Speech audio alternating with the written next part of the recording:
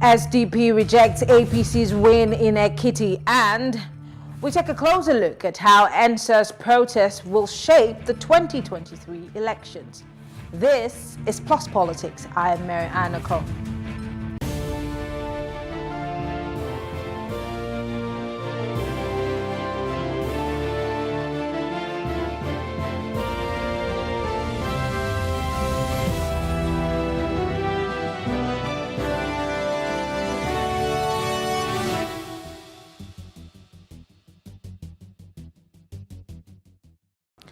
Shegoni, the Ekiti State governorship candidate of the Social Democratic Party, SDP, and his Action Democratic Party counterpart, Mrs. Kemi Elebute Halley, has rejected the results of the Saturday election, saying that the outcome of the elections will be challenged at the tribunal. The SDP candidate said that the results, as declared by the Independent National Electoral Commission, did not reflect the true decision of the people, lamenting that the process was allegedly marred by financial inducement.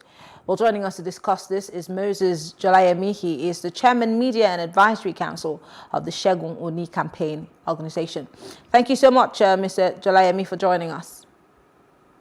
Thank you very much.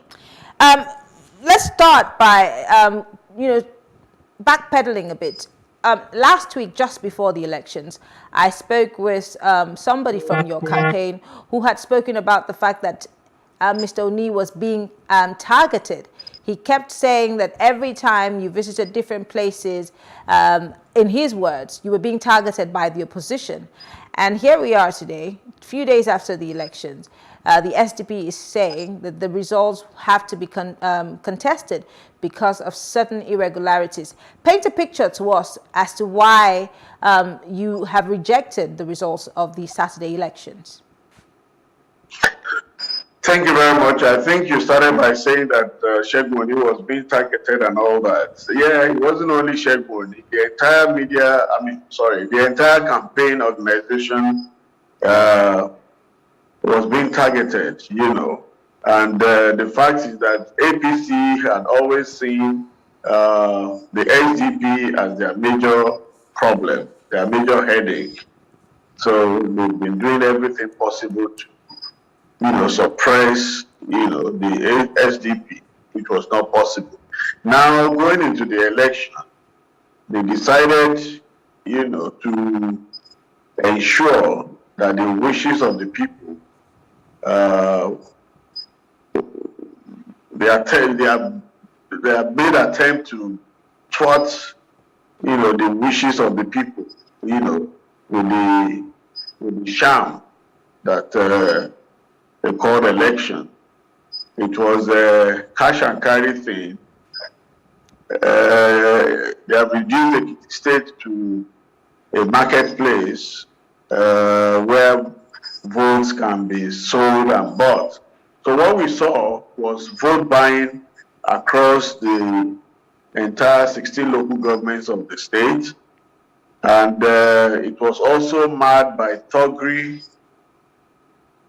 ballot box snatching, ballot box stuffing, and all manners of intimidation, and the entire process is flawed, and that's why the SDP is rejecting this election. It's a departure from the reality on ground, the wishes of people. This is not the reflection of their wishes. I'm sure you must have seen pictures and videos of those who were buying votes, the FCC caught some people, they busted into some houses and where money was kept and so on. So a lot of things happened that made this election a mockery, and I think the APC also did a good job of capitalizing on the poverty situation of the Ekiti people, which in any case they caused in the first place. They deliberately decided to impoverish the people, so that they will be there for their use every 4 years. And that's what we witnessed. So this was not an election. I'm curious to ask, as much as you've said that there was a lot of vote buying, they bought the people, and of course that's how they arrived at the votes that they have. But let me start by asking, if you alleging that there was vote buying, but then people did at least cast their votes, should INEC be the ones that we should be speaking to, or should it be the people? Because again, people can be induced, but they can decide, like you said, there is poverty in Ekiti State. If it's anything to go by, should the people not be in a better position to make the choice of voting for good governance as opposed to monetary inducements? I know it's easier said than done, but is it not the people who chose to vote for those people who gave them money? Should INEC be taking responsibility for what happened on Saturday? Yeah, well, the truth of the matter is you have struck it. You struck the nail on the head somehow by saying that, I mean, it's very, very difficult for somebody who is extremely hungry to be able to ignore money. Don't forget that workers in the state have not been paid for several months. So the propensity for survival, it's there, you know. Everybody, every human, every living, thing wants to survive. Even a plant will want to go, towards the direction of light, sunlight, to manufacture its food. So, what do you say of human beings? There's always that, tendency for people to want to survive anyway, anyhow. So that's about that. INEC is culpable because he deliberately decided to ignore his own electoral rules and laws. It looked the other way. So to that extent, I think they are culpable, just as the security agencies are too. They look the other way. I was going to ask, as much as INEC is a regulatory body, INEC is there to make sure that we have free, fair, and credible elections, but they cannot also be playing the role of the enforcement, which is the police, which is security services. INEC cannot leave their job of trying to make sure that people vote to deal with the issue of vote buying. I'm sure that this conversation has been had on several fora where we talk about whose job it is to deal with vote buying. But then I want to put a direct question to the Segun Oni campaign. If you have been campaigning, I'm wondering, what have you been saying to Ekiti people if the large majority, going by what you've said, have been induced by the so-called opposition to get their votes? Does it mean that your voter education or your campaign fell on deaf ears? Well, to be honest with you, it's a very, very hard nut to crack. When you appeal or you preach or you campaign to a very, very hungry person not to take money. I think it's very difficult. It's very difficult. We did our best, to tell the people to ignore. There's something called Diboko Sebe in Ekiti State, which is take money, vote for us, take money, and then you can cook a pot of soup.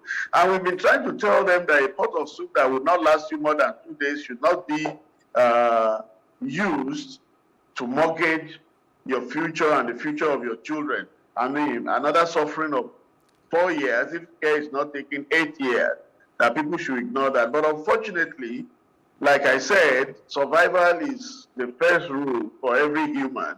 So how will you be able to convince them to actually ignore that very, very tempting 10,000, 7,000?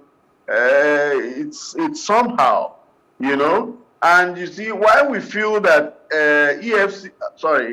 INEC is generally culpable here is that during the campaign and in our meetings with different stakeholders, observers, international community, and all that, what we were telling them was that, look, to effectively control and discourage vote buying, then INEC has a duty to ensure that the positioning of the ballot boxes and the ballot booths were such, was such that people would not be able to display, their ballot papers to the agent who were, in any case, on hand to see that, okay, look, I have done my bit, or I have voted for you. And then the next thing is that the other person, the agent, will now give a nod to another person standing strategically somewhere, and that person will nod to the other person,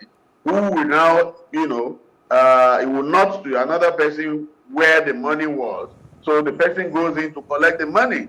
I saw that in my polling, my polling unit, for example, and I complained.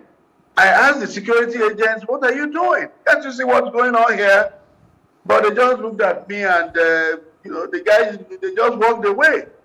To them, what is this guy talking about? Because all of them had been taken care of, presumably anyway, because I don't have concrete evidence for that, because I didn't see when they were being given money.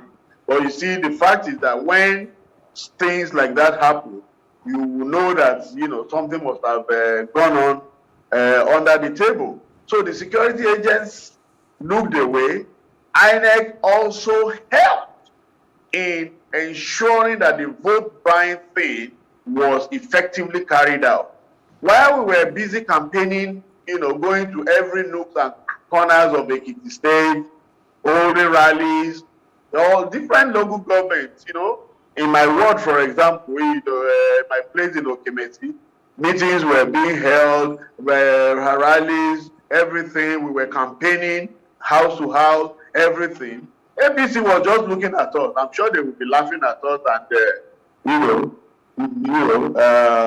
just jeering at us. That at the end of the day, they knew what they were going to do. And they had their plan made, and they carried it out to the letter. On the day of the election, they simply rolled out multiples of millions. Every polling unit, for example, in the state, some got up to 4 million. In my hometown, for example, small polling units like this, you had a million naira waiting. For extremely poor people, that was irresistible.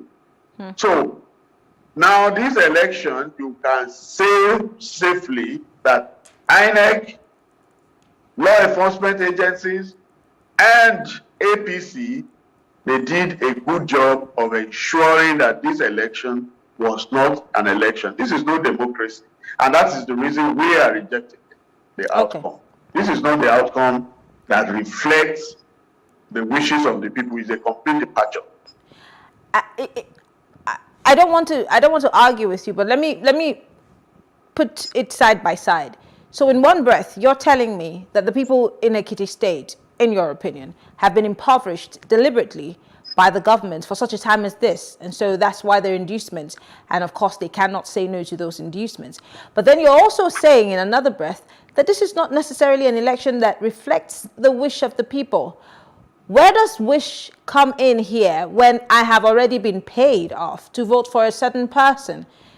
I'm trying to understand, how will the wish of the people come to bear if those same people were eager and happy to take inducements, in your words, from so-called opposition? Isn't this the wish of the people already? How do we even juxtapose that? Okay. Let me just add this. Maybe I should have done that before. Those who were, there was another set of people, the civil servants, for instance. They form 40% of the entire population of the state. Those ones were muscled. They were kind of compelled to do the bidding of the ruling party. Okay? This see and buy thing also played out there. Even if they are not taking money, you must show that you have voted for APC. Okay? Otherwise, your job is on the line. Mm-hmm. Civil servants, because there's nobody that can, it's difficult to comprehend that those who have been owed salaries for months, those whose parents or uncles or aunties or whatever have not been paid their arrears of gratuities and pensions. would then willingly go and vote for a party that has impoverished them, that will go and vote for a party that has continuously keep them in perpetual financial and social bondage. It's not possible. What is the scorecard of APC in the state? Tell me, what is their scorecard? What can they lay claim to that they have done successfully in the state for which anybody will want to vote them in? So people's hands were tied, at their backs. They had no choice. So it's not like this is what they would ordinarily have done. And that tells you why, that speaks to the fact that as we speak now, no jubilation in anywhere in Ekiti State. Don't forget that excitement, happiness, jubilation is spontaneous. It's not something you plan for. You don't have to set committee for you to tell people to be happy. The election result was announced. You would have expected the entire, all the streets in Ekiti State to erupt in jubilation.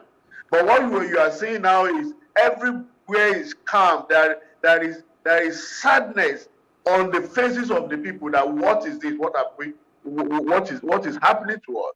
There is no celebration. An APC that we know, if anything, if they achieved anything, within the next 1 minute, the entire streets are full.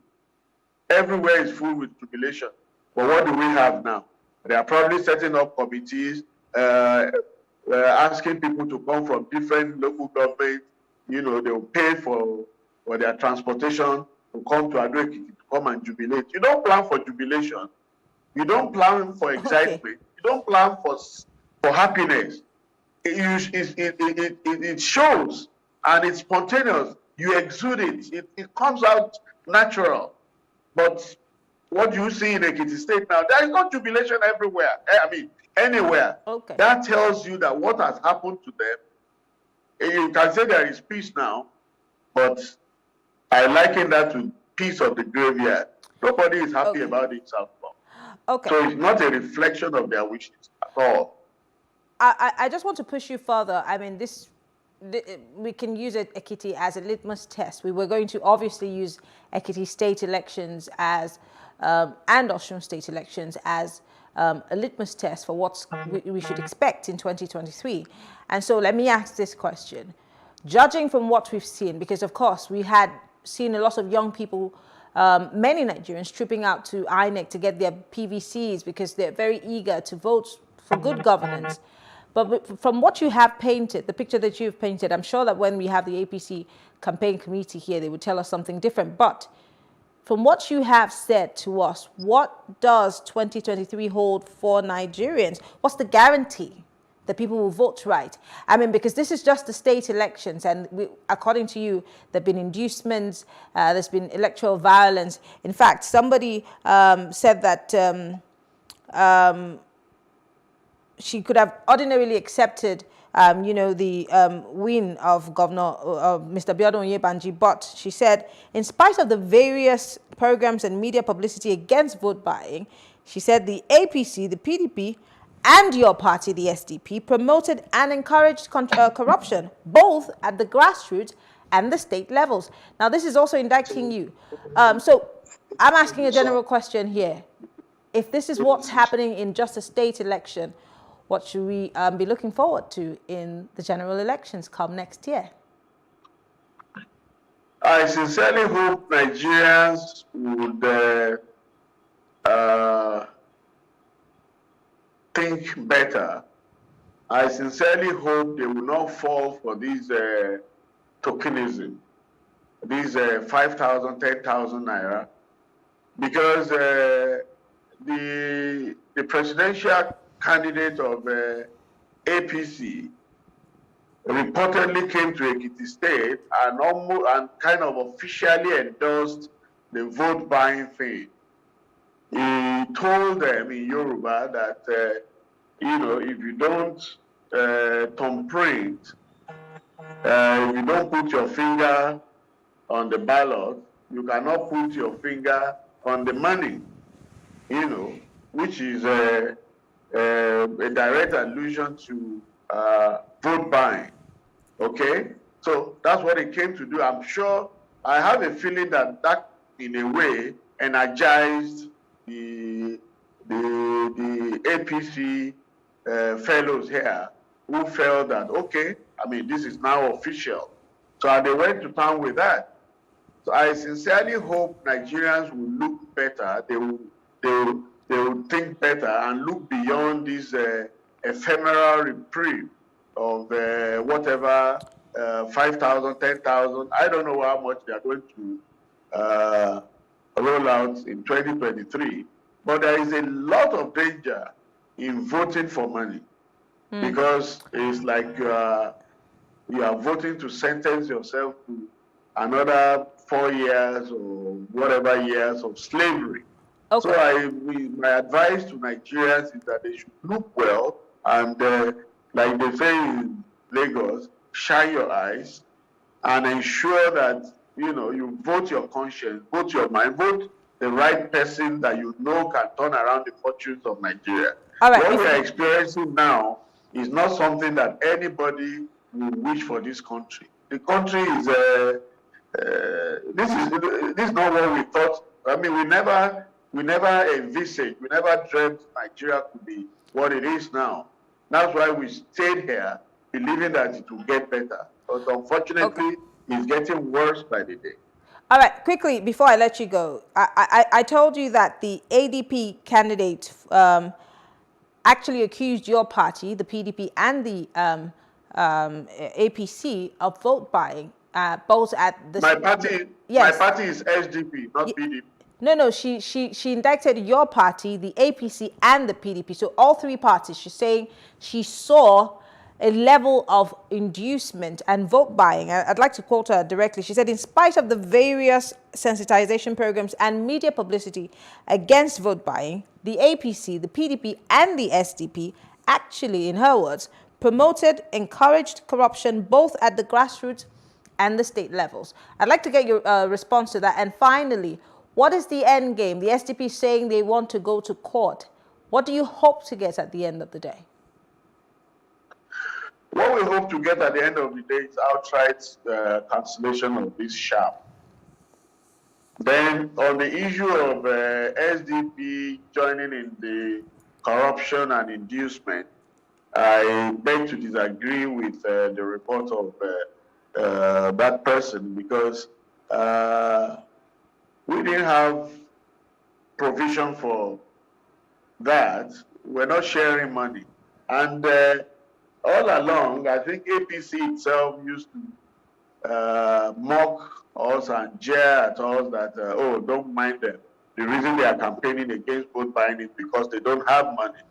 They say Segun Oni doesn't have money and all that and all that. Yes, Segun Oni has not stolen money. He has not amassed wealth like all the other guys that have passed through here. So I think he's the only former governor who doesn't have his account beaming with billions, and he doesn't have properties strewn all over the country and other parts of the world. That's fine. But he has integrity, he has name, he has track record, and that is what, ignited the interest of the people. You need to see the crowd that was following us everywhere we went. Not induced, not bought. They really, really wanted a change. They wanted a reprieve. They wanted a fresh breath of life, which APC is attempting to, take off them. But we are going to challenge this sham. So you're saying, just for the record, that the ADP candidate, the lady in question, is lying, because I'm guessing that somebody of that caliber would not be putting out such information if she does not have evidence of vote buying. I'm just saying. Are you saying outrightly here on national television that the ADP governorship candidate told a lie about the SDP, the APC, and the PDP vote buying both at state and local government levels? Well, I am not omnipotent. That couldn't have been everywhere. I voted in my hometown, Okemesekiti, and I can tell you for free that we were not sharing money. I'm a party chief. So you agree that there could have been a possibility that some SDP party members were inducing people at certain polling units, since you were not at the other polling units? What I'm saying is based on your insistence and the fact that somebody of the person's caliber, blah, blah, blah. And I'm saying to you, because what I know is what I'm going to say to you, apart from being a politician, I'm a journalist. And then when in doubt, you find out. If you cannot find out, you leave out. So I'm not ready to be here on national television, feed the people with falsehood. What I have seen in Okemesi, which is the microcosm of the rest of the state, is that we did not share money. If there was money to share, I should know about it. Okay. Well, I want to say thank you. Moses Jalayemi is the Chairman, Media Advisory Council, Shegwani Campaign Organization. Thank you so much for speaking with us. We appreciate it. Thank you very much. All right. Thank you for staying with us. We'll take a quick break. When we come back, we will discuss how the NSAS protest might shape the 2023 general election. Stay with us.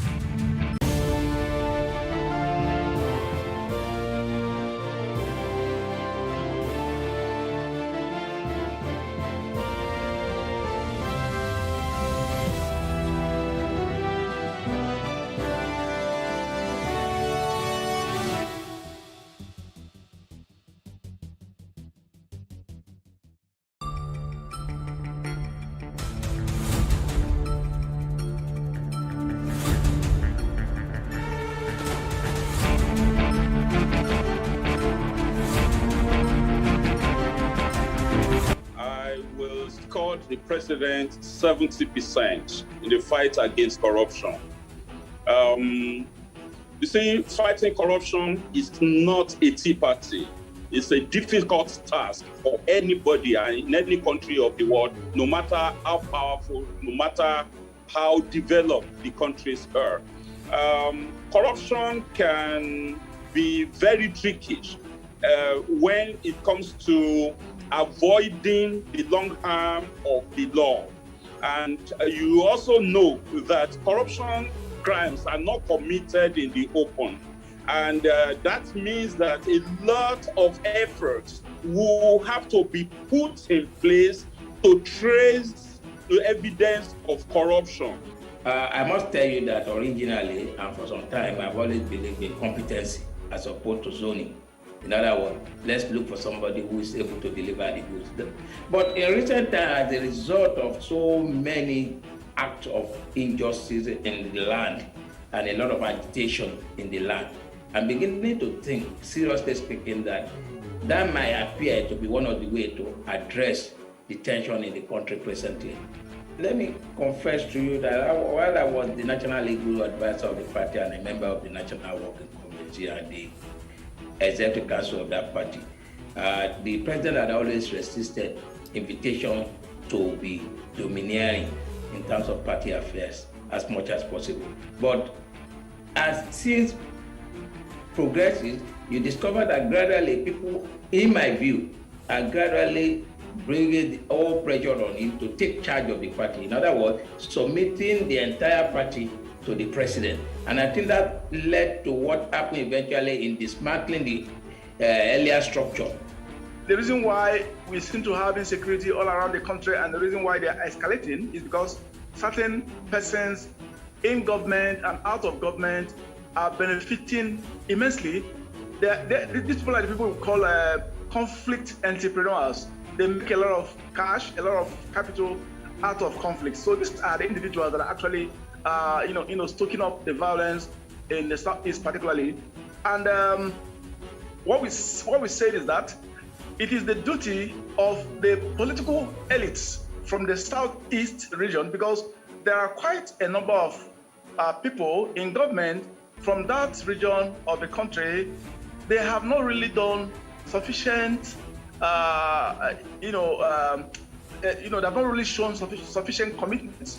The insecurity you have in the Southeast, basically, as we said, the insecurity is being instigated by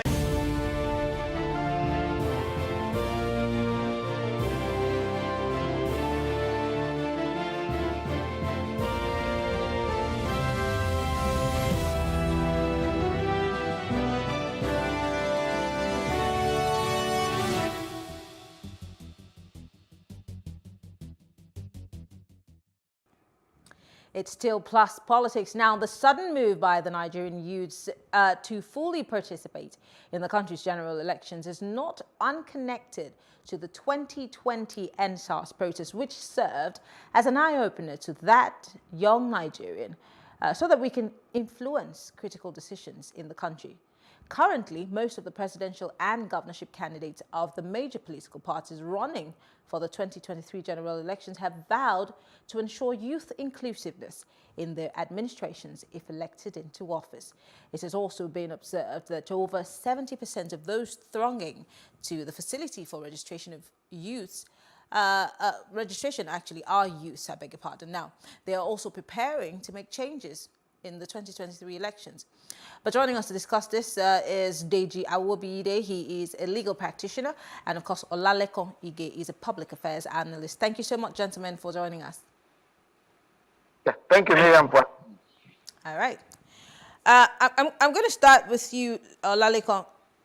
A lot of people have made reference to the fact that the energy, the spirit behind the 2020 NSAS protest, be it short-lived, has seemed to have resonated with what we're seeing today, with the number of young people who are going out to get their PVCs, especially for those who seemingly are campaigning for the Labour Party presidential campaign, presidential candidate, I beg your pardon, Mr. Peter Obi.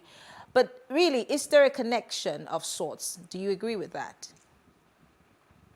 But I can't see any connection between the NSAS campaign and 2023 general election. Since 2020, remember we've had the election in Anambra, we just had election in Ekiti State. We had an election in Lagos State, I think for Lagos East Senatorial District. I hope I'm correct. And in all of these three elections, less than 30% of the registered voters have actually turned out on election day. So I'm not seeing any correlation between what happened during the NSAS campaign and what we are seeing at the moment. Close to 1 million registered voters in Ekiti State, and roughly 310,000 or 320,000 people voted during the last governorship election in Ekiti State. So we are wondering, it's not just about PVC collection, really. It's about people wanting to come out to vote. Are you seeing that desire? Are you seeing that urge in them to come out? We've had shouts about people going to collect their PVC and all of that stuff, but they've not really translated into a vast majority or greater majority of people turning out on election day. I'm yet to see that correlation, at least not with the last three elections we've had in Nigeria. Osun State governorship election is next month in July. Let's see whether there'll probably be a better turnout of voters than what we have seen in Anambra and what we have seen in Ekiti State. I hear many pundits, many analysts, many politicians, in fact, many young people say, oh, well, this was not as what we expected, but let's see if the next one. We've been saying that for the last three election cycles. And so it makes me want to push you again to say, what is it about us that makes us so energetic before the elections, but then when the elections come, we're dead cold? I think one linkage I can say here is that, look, I think more than often not, political parties don't throw up people or candidates who connect with the people, who can connect with the youth. I think a lot of young Nigerians are still disenchanted with the way and manner political parties recruit their leadership. No, check the last primaries of the two major political parties, and you could find out that, look, there were major surprises in many states across the federation. So I think the missing link is because political parties don't throw up candidates that the youth can connect with, candidates that the vast greater majority of Nigerians can connect with. So if the political parties, whose primary responsibility it is to recruit leaders, to recruit candidates, to recruit the best of the best for Nigerians to see, then we can continue to see that missing link between a greater number of people turning out to vote for election and the kind of candidates political parties throw. What we have more than often not are accidents of placement, people who who struggle to get into certain positions, not necessarily because they are the best, but because godfathers have thrown them up. And more than often not, people don't connect with these candidates. Okay. Barrister, where's that spirit of the NSARS, the spirit behind the campaign, the spirit behind that protest? And I'm not talking about the violent ones who hijacked that protest, the hoodlums, the touts or the paid people. I'm talking about the young people who were sick and tired of the police wrongly convicting them, police officers taking advantage of them, those who were tired of bad governance, and those who said enough is enough. Where is that spirit? And just as I asked the fine gentleman, why do we think that this spirit might be behind the mass number of people who are coming out to get their PVCs? Again, what's the guarantee that when these PVCs are collected, they will not just become ID cards when election day, comes? Thank you, Marianne. I think your question flows from the assumption that those who are trying to collect the PVCs now are all in favor of Peter Obi, or largely, is driven by that sentiment to go out and vote for Peter Obi. Well, just let me remind you also that among the large number of youths who are trying to get the PVCs, you have youths who also belong to the APC or who have preference for the APC, same for the PDP and other political parties. So it is a false assumption to just think that, oh, this drive is largely because of the Labour Party candidates. Now, having said that, you also need to understand that, yes, the youth can have all the drive and all the desire to go out and vote. But if you do not vote on election day, then you can as well kiss whatever ambitions, whatever desires you have goodbye. It's very important that you get the youth to go out there on that day and vote. Now, what you've seen over the years, and as Oladipo mentioned earlier, is that these political parties that are established, the PDP, the APC, they have structures on grounds, they have party members at one level who are ready to risk the hardship that the election process always shows up in Nigeria, stay on the queue for hours, sit down and stand by their votes, and ensure that the votes are counted. Now, I'm not sure that when it comes to election day, that you will have as much youths really turn out and vote on election day. I think it's for many reasons. Now, there's a fear of thuggery, there's a fear of violence that could happen on election day. So for that reason, many people will just sit back and try to avoid any conflict that will likely happen. And don't also forget that this particular ward level politicians, they are grassroots politicians, they know everybody in the area, they mobilize well ahead of time. If you recall, the APC began a massive voter drive, I think it was 2 years ago, to register people all across the country. So you would be wrong to discount the presence that these established political parties have and to assume that the NSAS spirit is what is driving this Peter Obi movement. Although people have argued on social media that Peter Obi is the third force, they don't want to put Atiku or the Jagaban, but Obi is their preference.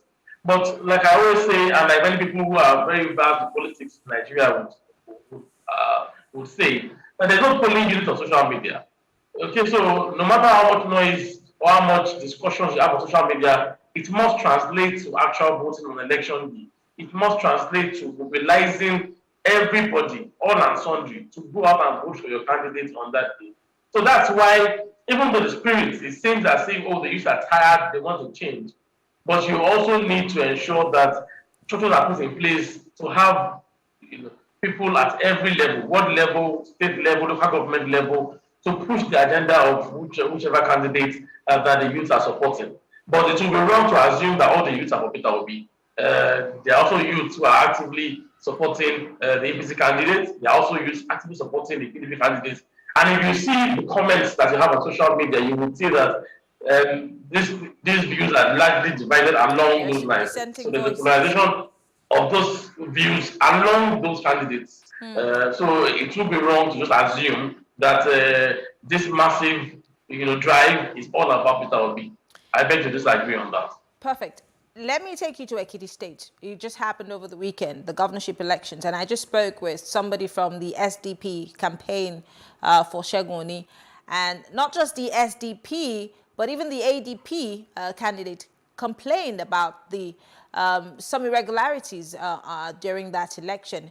And I'd like to just, say what the lady said. I'm just going to not exactly say in her words, but she accused the APC, the PDP, and the SDP of vote buying both at the state and local levels. And when the SDP man was arguing that, the ruling party was the one engaging in most of the vote buying, I asked a question which I'm going to pose to you now.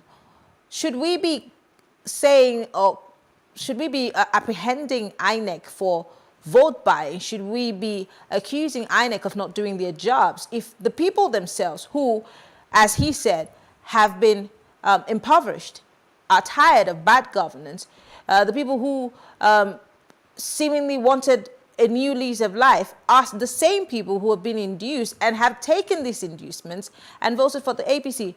Should they not be the ones that we should be targeting our energies at instead of the INEC, whose job is to conduct elections? Well, I think asking INEC to INEC already has the law in place as relates to vote buying, so it's legal, right? But you cannot task INEC with that duty of apprehending people who are engaging in vote buying on election day when they have to deal with the logistics of conducting the election. How would you expect the election officer who's on duty to leave his primary assignment and then go ahead and apprehend people who are engaging in vote buying? That's the job of the security agencies. And you did see some videos of EFCC officials arresting people who they felt were engaging in vote buying. So there's some balance there as well, because also in Adwekiti, I did see some videos of people on the queue insisting that they will not sell their votes. They said in local parlance that Dibo can more, meaning that we are not going to collect our money to cook a pot of soup any longer. We're going to exercise our franchise and vote our conscience. But you cannot legislate for all individuals in that regard, because it's a matter of conscience. If a person feels that he wants to collect money and still vote, because there are two ways to it. There could be collection of money and not voting for the person who paid you the money. There could be go and vote for my person. Let me see what you show me the ballot box from a distance, the ballot paper from a distance, and then I'll pay you eventually. And there will be those who will collect the money and still go ahead and vote for their candidates.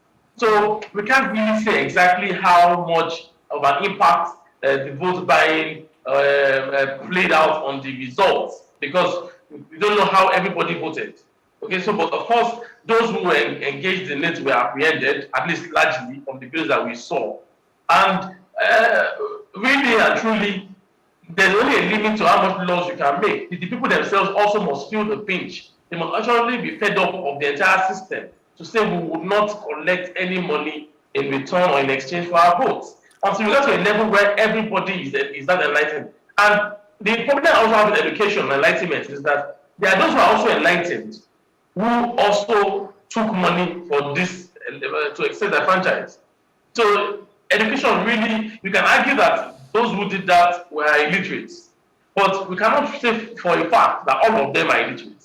There will be people who are also enlightened amongst them who still took the money because it was being offered and they took it and still would have voted one way or the other. Okay. So when it comes to vote buying, it's something that we need to find a way around. We need to sit down together and look for how well to make the laws effective to prevent vote buying. Because even the policeman you put at the polling booth, you have one or two policemen against maybe a barrage of thugs who are there lying low. So what is the security arrangement for the policeman at the polling booth? If we arrest and apprehend one person, what happens to him when he's going home? Is there any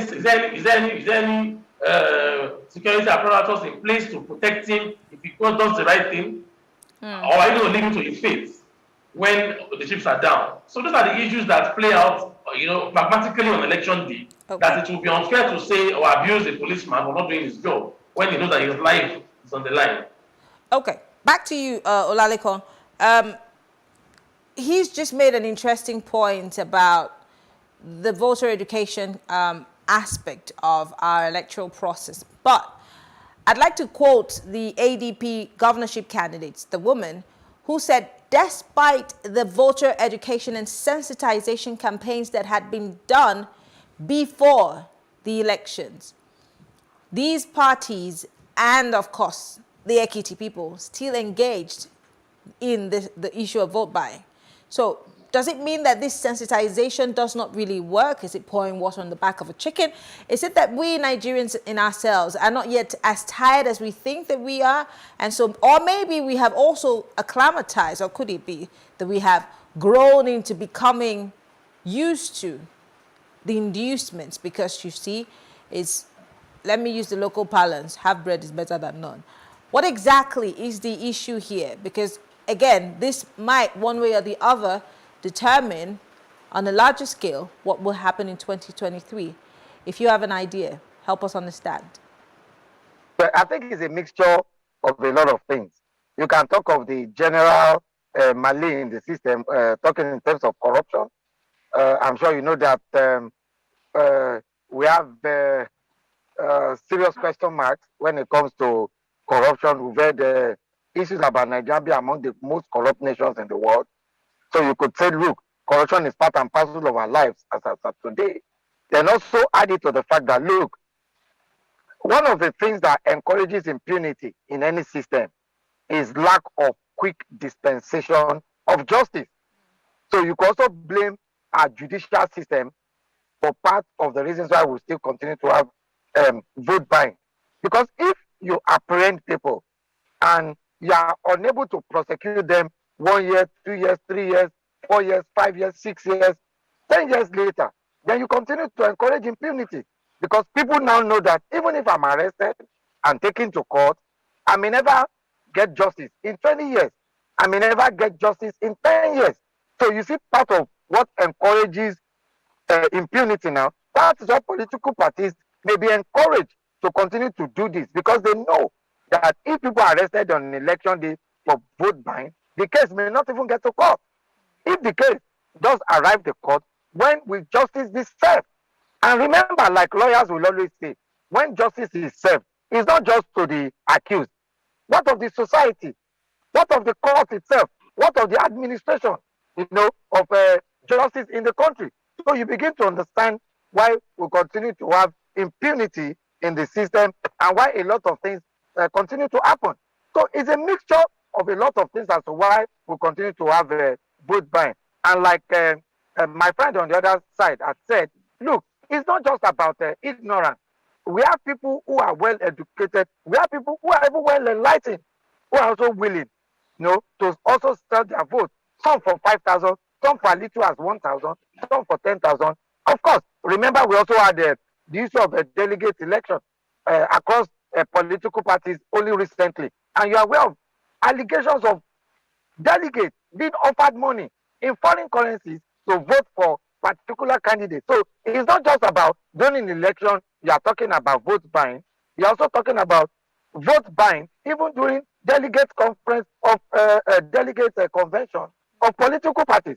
What if some of those selling their votes during the general election are also saying this is an opportunity for me to collect my own share? After all, I was not a delegate, to the convention of a particular political party. This is an opportunity for me to also get my own share. So you can see the way we are exporting some of these things, because even during parties convention, you hear of allegations of people being offered money to vote for a particular candidate. You are aware that EFCC was also present at the national convention of the APC and at the national convention of the PDP. What was EFCC doing there? If not that there were allegations of people being bought over in foreign currencies. So you begin to understand that, look, vote buying isn't just going to be down to voter education. We must also be able to successfully and quickly to prosecute those who have been arrested during elections for buying votes. All right. Well, because of time, Deji, I'll just give you a minute to respond to this. How optimistic are you, Deji, in terms of the youth and, of course, the average Nigerian who you and I think has been overly impoverished or is tired of what's happening in today's Nigeria and wants a better opportunity. How optimistic are you that we will come out in full force and cast our votes for the right person, depending on who that right person is and who we think that right person is? Are you sure that we are going to see a renewed vigor come 2023, or is it just going to be business as usual? In a minute. Well, I think that as it concerns the elections next year, I believe that the candidates of the APC and the PDP, as well as the Labour Party, have a very large following. I believe that all candidates will try to energize their base to come out and vote en masse. You did see the arrival of the Jagaban, Asiwaju Bola Ahmed Tinubu, to Lagos, and the number of people who were present to welcome him back. I believe that the former VP Atiku will also command the kind of following as well in the north. And I believe that Peter Obi also would command that kind of following. So the issue eventually would boil down to who is able to get as much people to the polling booths on election day, who's able to galvanize the base to come out and vote. So whoever wins the election will be the person who has been able to successfully get his people to vote all over the country. And I don't think that the way it's going, that just discussing on social media will be sufficient. You need to go to the grassroots level. And this is where the PDP and the ABC have the advantage, because they have structures that have lasted a very long time. Okay. Well, I want to say thank you, Deji. Awobide is a legal practitioner, and Olale Konyige is a public affairs analyst. Thank you so much, gentlemen, for being part of the conversation.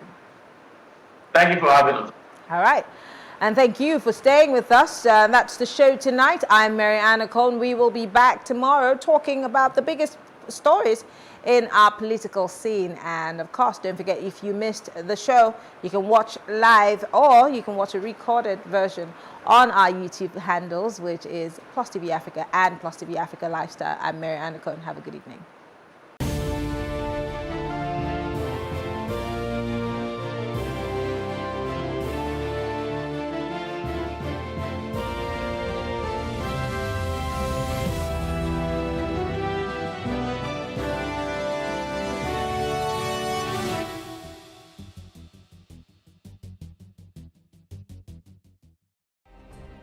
Nigeria's Niger Delta region, from where the black gold fuels Africa's largest economy, where the lines between wealth and poverty has never been thinner. Conflicts, poverty, insecurity, and environmental challenges daily confront the region. How can the Niger Delta story be changed for the better? Join Mamude Akuga at 9 p.m. every Friday evening on Plus TV Africa as he probes deep in search of solutions. Inside the Niger Delta with Mamude Akuga, the authentic voice of Nigeria's oil-rich region.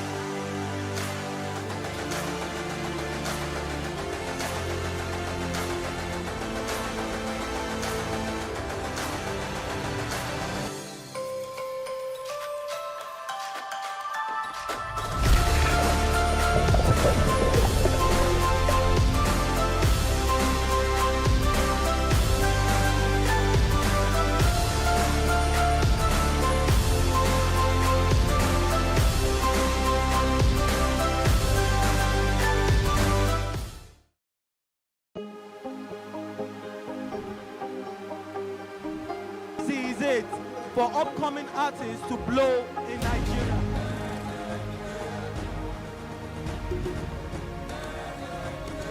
Welcome to Plus Trending. I am Bookie November, your host, saying thank you for joining us on today's episode. Welcome back. It's tea time on Plus TV Africa. Practice makes perfect. I'm not perfect yet, but I'm a lot better than I used to be. He's a king. He's entitled to marry 100 if he wants to.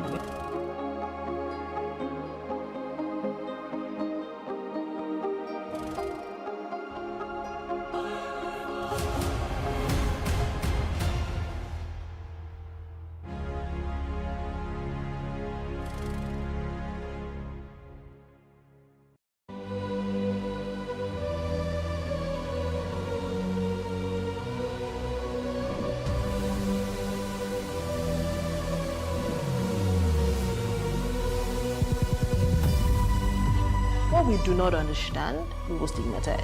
What you can see is the remaining of the tanker that exploded. The suspect equally confessed.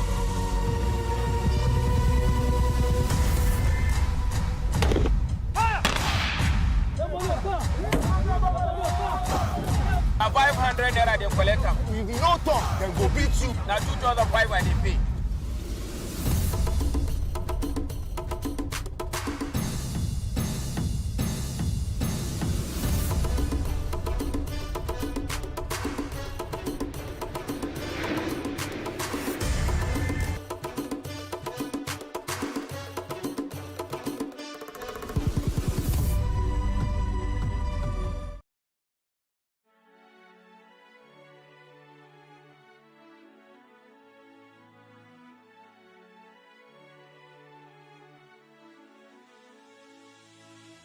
It is engagement we need to have. Those who suffer miscarriages are never taken into account. Members of the National Assembly are also influence peddlers.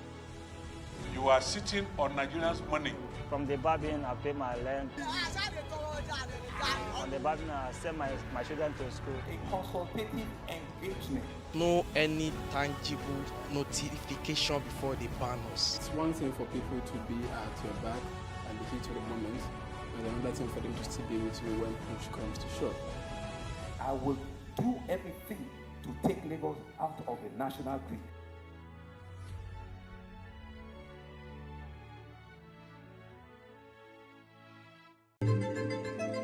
Nigeria, by extension, Africa, is faced with a lot of challenges. The growing youth population with little engagement, that is a ticking time bomb. We are a blessed people with diverse culture and highly cerebral minds who have a lot to say. And yes, we are talking. It is important we drive the right conversation that informs, inspires, influences thought and action. If we say there's beauty in our diversity, then let us embrace our diverse culture. We must continue to courageously be the voice of transformation as we are the hope for the future. Yesterday's conversations shape today. What are you saying to shape your tomorrow? We know you have a lot to say, and we are here to hear you.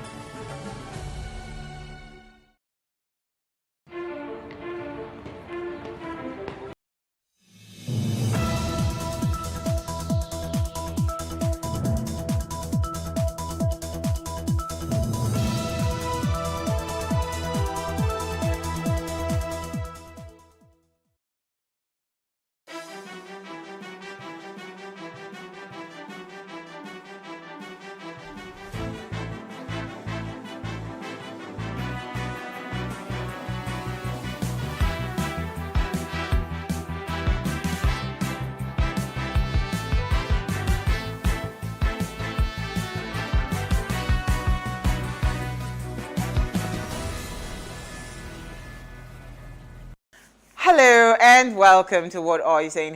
#Ways, where we talk about topics in the news as it affects us all. I am Osayiwa Mesali and we have a full house. Hey ladies, who are we starting with? Laide Oro. Hey. How are you? Have you Fine, been? until I came in and you were telling me that my highlights were not highlighting, my eyeshadow was not shadowing. Who I wanted to, No one's gonna know. How Exactly. How's everyone doing? Like day. Have you guys missed? So we've missed you. Say it now. I've missed you. How have you been? How is the what's the Alaga business? It's not flowing as well because I think I need sort of like a mini surgery on my voice. Oh, really? Yeah, because I lose my voice very easily. Quickly, wow. yes. Yes, and I've been consulting with an ENT specialist so that I can get that sorted out before I can really commit. Because you do a lot of shouting, singing. Yes, you do shouting, and you don't even know how excited you get when you start speaking and how high till you lose your voice. You lose your voice, and then the person that booked you for the day after can't get any projection out of you. So just pray for me, Sha, because it's a major thing for me that I get that sorted out and I can resume my destiny. Because that thing, you are destined for it. Oh wow, Uti, how was your day? Well, traffic. Ha! Don't remind me. Petrol. Station. Hot topic. And do it again the next day.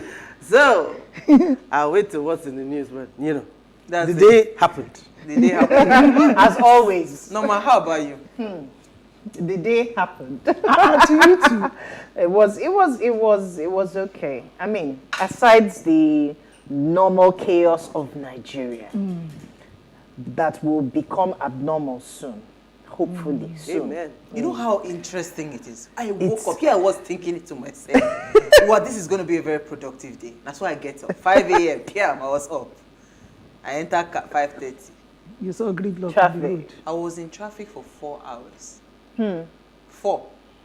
Just to get out of the traffic. That kind you can't turn around. There's nowhere to go. Nowhere. It's one way. As in lockdown. Yes. Lockdown. It can be terrible. And I saw students, secondary school, primary school buses. students, school buses, primary school students, all of them, everybody.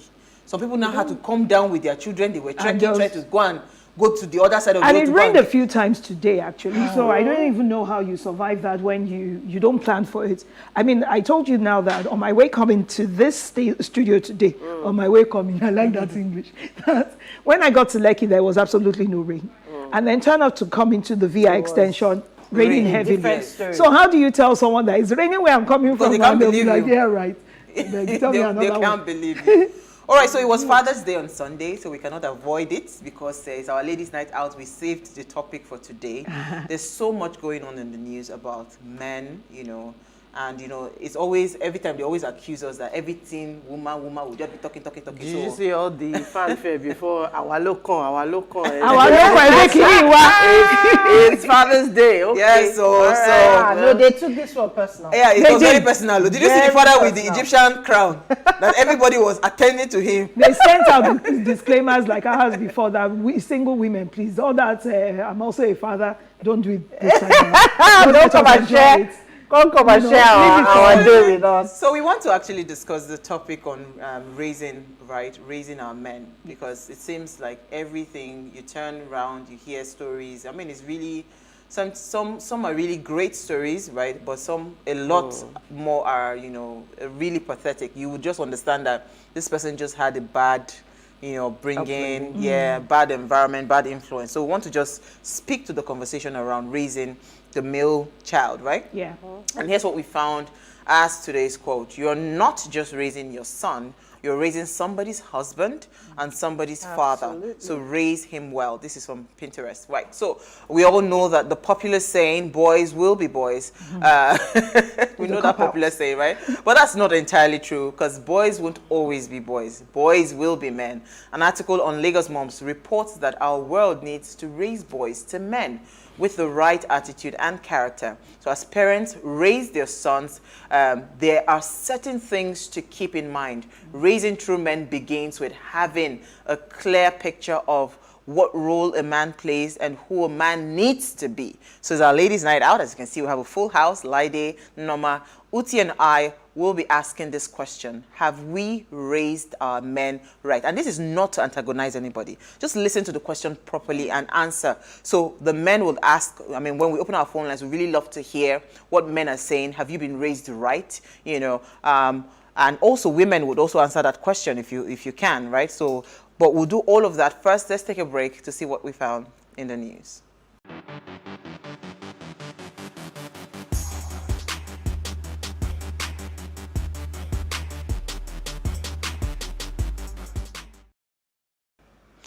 All right, you're still watching Ways, now celebrated on the 21st of June. International Yoga Day celebrates the physical and spiritual prowess that yoga has brought to the world stage. While it is an important source of exercise and healthy activity, millions join in and practice on a daily basis. For many, these routines are a way of connecting the body, mind, and soul in a way that has existed for centuries. Now, yoga is considered to be an ancient practice that originated 5,000 years ago in India. Yoga was developed as a way of interconnect, or a way rather to interconnect the mind, the body, the soul, to step closer into enlightenment. So as the practice became popular in the West, it became popularized as an exercise and relaxation method with claims to help the body's general well-being, alleviate physical injuries and chronic pain. Now, the idea behind the International Yoga Day was first proposed by the Prime Minister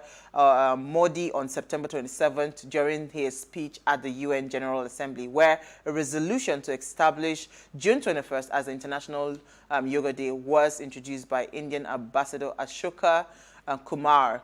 Now, so happy. You know what I'm particularly excited about this day? Remember how I told you guys I had terrible pain, back pain, neck pain, everywhere you turn. Like literally, I couldn't get up from my bed. It was that bad. So I just said to myself, what can I do? So I just went online. I said, what are the simple yoga exercises that I could do, right, for back pain? And guess what? Eventually, I was able to find a particular lady that I now use her routines. It is amazing. And you know, the funny thing is that I'm excited about, because when I'm waking up in the morning, I have a lot of mental alertness, right? Mental alertness. I have, you know, like just, you just feel some kind of light from within.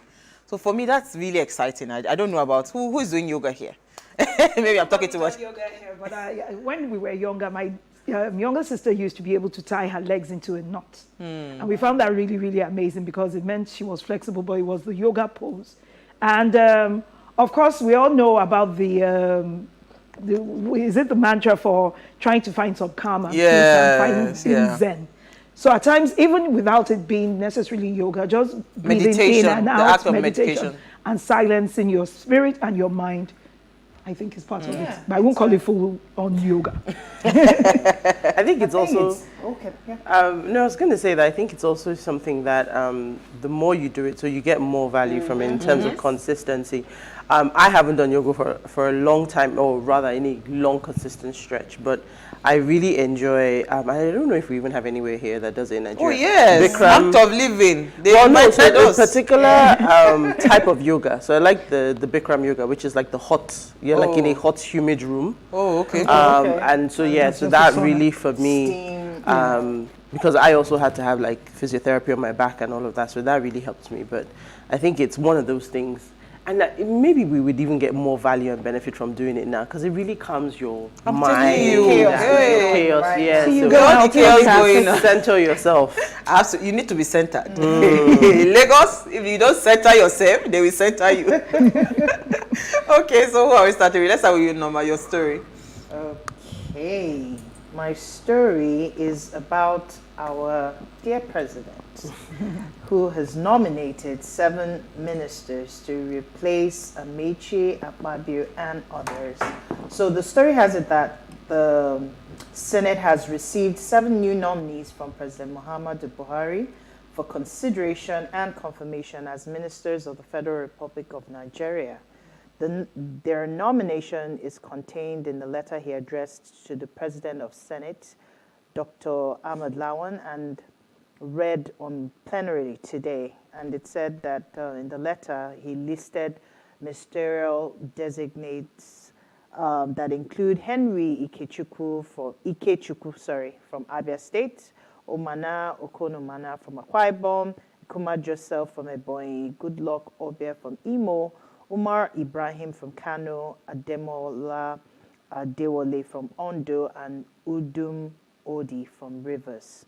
And the president says that his expectation is to receive the usual expeditious consideration and confirmation of the nominees to the Senate. And these newly appointed ministers will be replacing ex-ministers Rotimi Amechi, Ogbonneanu, Godswill Akpabio, and Emeka Wajuba, who all resigned in pursuit of their presidential aspirations.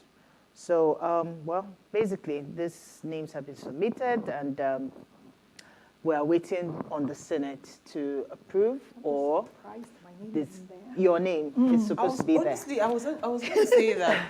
Couldn't the president have just, decided to just give us a parting gift? You should have just at least nominated maybe like 3 out of those positions women.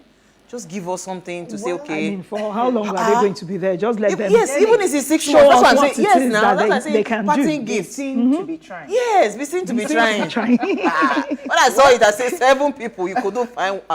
Some I said. Daddy, take it easy. I don't think it was part of the 7-point agenda. Uti, even you are competent. Don't worry. When you get there. Well, I wasn't part of the 7-point agenda. No, it wasn't. Let's move on.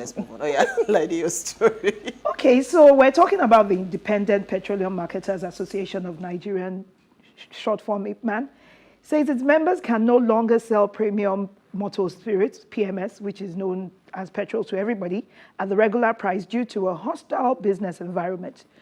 Through petrol subsidy, the government fixed the price of petrol for consumers below the international price. Last week, the southwest zone of IPMAN threatened to direct its members to sell petrol at 180 naira per litre. Confirming the development, Akin Akinrinade, chairman, Lagos Satellite Depot, in a media briefing in Lagos on Monday, said its members can no longer dispense petrol at filling stations below 180 naira per litre. Now, let me break it down and tell you why it doesn't work for them that way. He said for you to load a litre of petrol, you pay 162 naira per litre. You will have to add the cost of transportation, which is between 6 to 8 naira, depending on the distance from within Lagos. If it is outside Lagos, it is much more than that. So if you add 8 to 162, you already have 170. And this product is regulated by the government, and the government wants us to sell at 165. We have not added the charges at the depots and the running cost at our stations. He added that the cost of diesel amid the country's epileptic electricity supply situation also affected its members' running costs. You know what diesel says now, and you know how epileptic power supply is. We run on generators using diesel at 800 naira per litre, he said. There is no station in Lagos or anywhere that uses less than 50 litres per day. Queues for petrol resurfaced in Lagos on Monday, days after scarcity surfaced in Ibadan, or your state. One thing I want people to try to Google, do a research on. Try and find out the meaning of the petrodollar and the history of what that is and why it keeps affecting us. Because when the war started between Russia and Ukraine, for a lot of people, we couldn't really understand how it was going to affect us and why it needed to affect us and why the prices kept going up. And I hadn't been in a place where I had to be responsible for operating with diesel. So I didn't know the wars that were awaiting me in the near future. And then when I saw the large discrepancy in the increase between I think they said it was 220 at first, and then it went up to 700 and other 700, and then now 800. And someone said it might even go to 1,000 very soon. Yeah. I had to research, and I found out that this thing started from the times of Iraq war and why they went into war in the first place, and the reasons why China and Russia seem to have issues with America. Just Google petrodollar. You would understand why we're at the place we are. And diesel going up and petrol going up is not peculiar to Nigeria or Africa. It happens everywhere. You would see the people in the United States complaining about it. being about $6.50, I think, per gallon. So it's everywhere. It's just that our units, our money doesn't have any value. So when you start talking about units being in hundreds just to buy petrol, it seems so exorbitant and it's killing for us. So may God save us soon. But I don't know how they can ever bring it back down. It can't come down. So the problem is, I mean, and I hear you when you talk about the petrol dollar. I think the problem that we have is come on, we have crude. If we were refining locally, it wouldn't matter about the petrol dollar. Then we'd be talking about the cost of transportation and the efficient ways in which we transport these petroleum fuel-based products or fossil fuel-based products. I mean, that's the painful part, I think, for me and for a lot of Nigerians, is the fact that we're importing something that we are exporting raw material. So on a, will I call it net, by the time you talk about the fact that crude is going up in price, I think that it was $113 to a barrel. We're not enjoying the benefits of that, right? Because we're budgeting $4 trillion to be able to import and to subsidize, right? So we are losing because, I mean, I was listening to the radio, I think it was 2 nights ago, and they said, oh, if they remove the subsidy, how much would petrol be? And so I did a quick calculation. I said, okay, if we're substituting at 200 naira per liter at the moment, so plus the 165, that's like 365. And the marketers are already telling us that that's not going to cut it.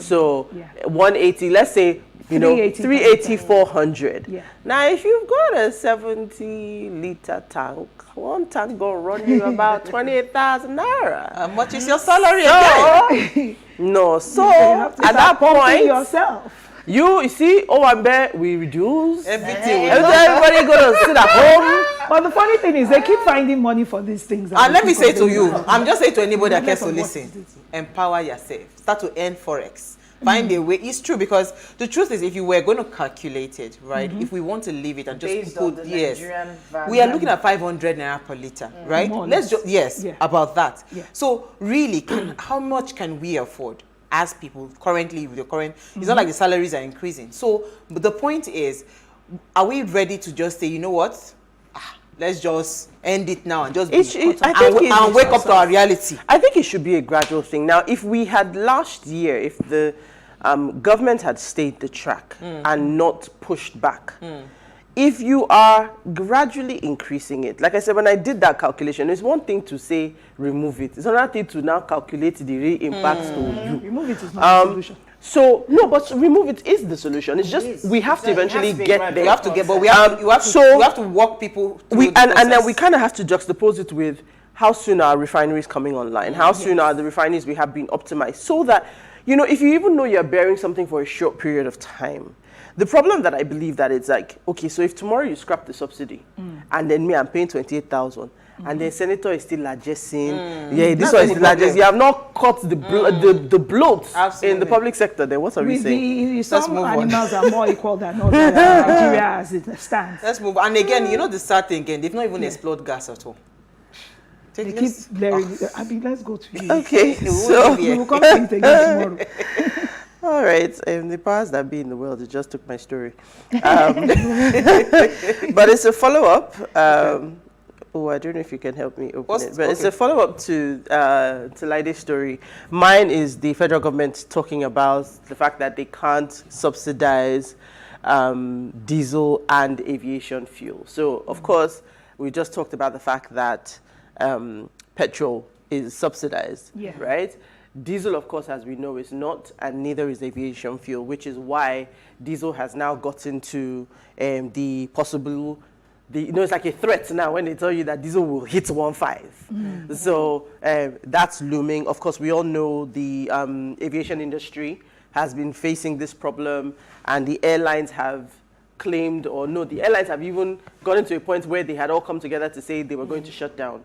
Of course, the government intervened. Until now, we're still not seeing the traction that we want to see. So the Minister for State of Petroleum Resources, Chief Timipre Silva, has now just enlightened the fact that these markets are deregulated, unlike petrol, so the government cannot intervene. What their solution is to democratize, even though they've been saying this for a while, because I mean the aviation fuel problem has been here for a while. And this is a problem that is critical enough for us to be able to move quickly. So when you say you're trying to democratize the process and you're trying to get access to allow the airlines, because you know the airlines have said they want to be able to source their own fuel, which is actually not even the best way to do it, because if you go, I go, I go, I go, everybody is doing individual buying in the market. What you should do is come together as a coalition. That's what airlines do everywhere else. And then you can source fuel, even if you're going to do it outside of the government. So the call for me here would be that please move quickly. Let's do this, because there was another story that came out this morning. I don't know if anybody caught that said Nigeria was owing $450 million to IATA. So the aviation space in itself, this dollar problem, I mean, it just has so many far-reaching consequences. So imagine if today IATA tells you you are owing us money, you know, to pay down. So their airlines' monies are trapped here.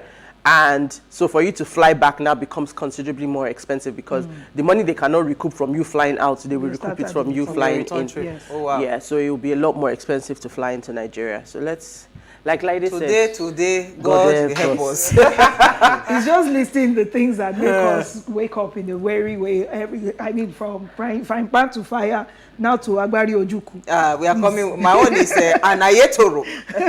High Court in Ogun State has sentenced one Adelake Bara to death by hanging on Monday for shooting and killing one Olaleye, okay, whom he accused of having illicit affairs with one of his 3 wives. So, delivering the judgment, Patricia Oduni held that the prosecution had proved its case beyond reasonable doubt that Bara was guilty of the charge, and so he's been charged to death by hanging. Let me see if I could quickly find something. Bara, who has 3 wives, brought out a gun and shot Oke in the head, while the latter was trying to explain that he had no affair with any of Bara's wives, as he accused. He accused him of having an affair with one of his wives. So why I particularly took this story is because we're discussing raising men today, right? I see that a lot of times when it comes to men, they tell you men don't cry. You understand? You're a man, you shouldn't do this, you shouldn't do that. So a lot of times you see that we have a lot of men that are bottling up a lot of emotions, and if given a gun, like, I mean, if you had a gun, instead of you to like communicate your grievance or whatever, you take action. And we've heard stories of a man stabbing a girl because she left him, that she said she know they do the relationship again. He killed her. You have to die. You know, so we're not able to manage emotions, we're not able to manage crisis situations because, you know, and I see this happen more with a lot of men than women, because women have always been trained in a way to just, you know what, communicate. And again, take the thing as it be. Just bear it. But you see, a man, because he's not able to, you know, express it, he just uses that. Yeah. You know the irony? Yeah, go ahead. The irony of this story is that if his second wife had, if his first wife had behaved the way he behaved, he would never marry 3 wives. Yeah, because he'll be dead. He'll be dead. So, but they will tell you it's a man's world. It doesn't apply to him. Yeah, that's the point. So that I think that's the stronger part of the conversation. That's very strong. Yeah, I mean, I think because when you said, I was like, a man is about to die, I shouldn't laugh. But the irony of it just struck me, because I'm like, you killed somebody because you thought he had an affair with one of your wives. If your wife had killed number 2, is it killed number 2 or killed you? You'll not even be alive. Number 2. No, it's number 2 should have killed in the circumstances. Okay, yeah, well, so if she had killed number 2, you won't try number 3. You won't try number 3, but you got 2 to number 2, and you got to number 3. So not only did 1 woman bury it, 2 women bore it. So this is just to validate your point. Yeah. You know what? So let's take a break. We want to discuss raising men, right? Stay with us. We'll be right back. To bear it.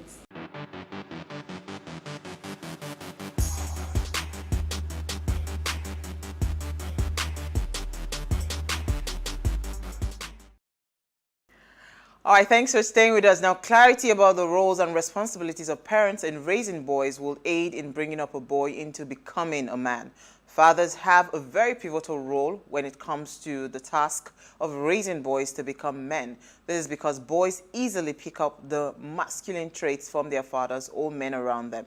Now, fathers play an essential or especially important role in the training and teaching of their sons. So men cannot be passive in the home. While all children need to be raised with values and general life skills, there are unconscious lessons boys pick up from their father's behavior. Boys learn the act of being a man from the way their father responds to life issue. For instance, how does he love his mom? And, how does he express his masculinity, right? How does he model godly behaviors or his masculinity in the house? So we, as I had mentioned earlier, we celebrated Father's Day on Sunday, and all over the world, everybody wished our fathers happy birthday, happy Father's Day, rather. So we want to shine the spotlight on men today, and we're asking, are we teaching them the right values? Who is raising the men? Who hurt women? And how can we begin to raise our men better, right? So we're asking that question, are we raising them right? If you agree that we're raising you guys right, if not, tell us how to do it better, right? So please, let's hear what you have to say. Remember, you can join the conversation. Send us an SMS or WhatsApp to 081-803-8663. You can also tweet at us at WayShowAfrica1 with the hashtag WayShow. So, I mean, this is a very interesting conversation. I really love the conversation because it speaks to a lot of things, right? There's so many things. I mean, you hardly go on social media today and not see one story about, a man. I mean, did you guys see that video where the boy had done, I think, a Facebook Live? It was not in Nigeria, where he had done a Facebook Live. The baby was there. He was already calling his parents, please take care of the baby. There's one money somewhere. Mm-hmm. And he ended up killing the girlfriend and shooting himself and the baby was left alone. You could clearly tell that this boy, something had happened, but he couldn't handle whatever it was that happened. All he thought to do was, let's just end it. Yeah. So, and this is what we see play out all the time.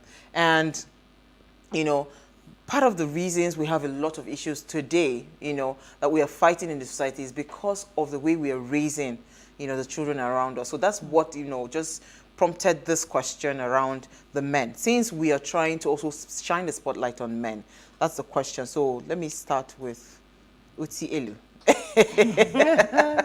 Where do you think I was going? I don't know. So what do you think? Do you think we have raised our men right? Feels like a minefield. Yes and no, because there are good men out there. There are men that were raised right. I think beyond gender, are we raising well-adjusted children? Humans. Thank you. Are we raising well-adjusted humans? Are we raising people? Are we raising the little people to grow up to be upstanding members of society who can process their emotions, who can handle stress, the world our parents grew up in fact, the world we grew up in is very different from the world our kids are growing up in. So there is always a shift in the approach to parenting because the world continuously shifts, right? But when we take a look at the men of today, you have the Gen Zs, you've got the millennials, you've got the baby boomers, you've got all the different generations, right? And we see certain behaviors run through. And for me, the core, if we take this story, for example, the man who went out and married 3 wives felt offended and, in fact, to the extent where he took a life because he felt that another man had been playing in his territory. Yeah. The first thing that I will speak to, which, of course, we've talked about many times on the show, patriarchy. A lot of the, will I say, 60s, 70s, even some 80s kids all play strongly in this space. So you hear a man talking to a woman and he says, I won't talk to you because I have one like you at home. There is a cultural element that has fed that narrative, right? So when we talk about the concept of raising right versus wrong, what are you defining right and wrong based on? Because if culturally that was allowed to thrive, yeah, so that makes it right. That was right at the time. But because, like I said, every generation, it shifts. Has evolved. And it evolves, thank you.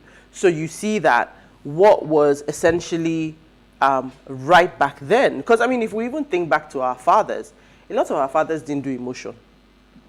They were, this is what it is, this is, I mean, I love there was a skit that was going around a few days ago. What's that actress, the Jollof Rice actress? What's her name? The one we're watching in that movie. Which one? Selena? What's her name? Oh, yeah, Bimbo. When she did the video with her dad, the prank on her dad. Yes. You could see that her dad was an old school dad. Yes, now. The man could not understand it. He started saying, I'm dad. He was like, the man was like, she hadn't even said it. Never. He overheard it. Do you know what I mean? Talking about pregnancy? You know what I mean? So imagine that kind of father, and then juxtaposed to the fathers of today. Fathers of today, they have conversations. In our day, when your father comes in, you just hear doors, back. Everybody's outside. They're not even there. But now you see kids who sit there. Dad will come in, they'll be like, hi, Dad. Why and you're like, help me get that thing over there. It's like, what? So, you know, today's dads are all soft and mushy and, you know. So, again, this is the progression. So, when we talk about are we raising right for which times is my question. Okay, so let's move on to like the Okay, it's not so much are we raising right, it's who exactly is raising them. Because the women that complain the most tend to be the ones that give the men, these young boys, this air of, what will I call it? When they seem to be immune from any kind of discipline and chores at home and everything. Chores at home, you raise them to be so-called kings. But you don't realize at the same time that the kind of men you regretted marrying or being in cahoots with are what you're raising again for someone else to deal with. So you're married to somebody, I'm talking from this emotional marriage point now. A woman marries into a family where her voice is never heard. She's never given the opportunity to speak up for what she wants.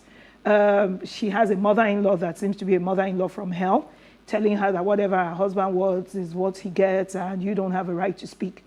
But she then does the same thing to her son.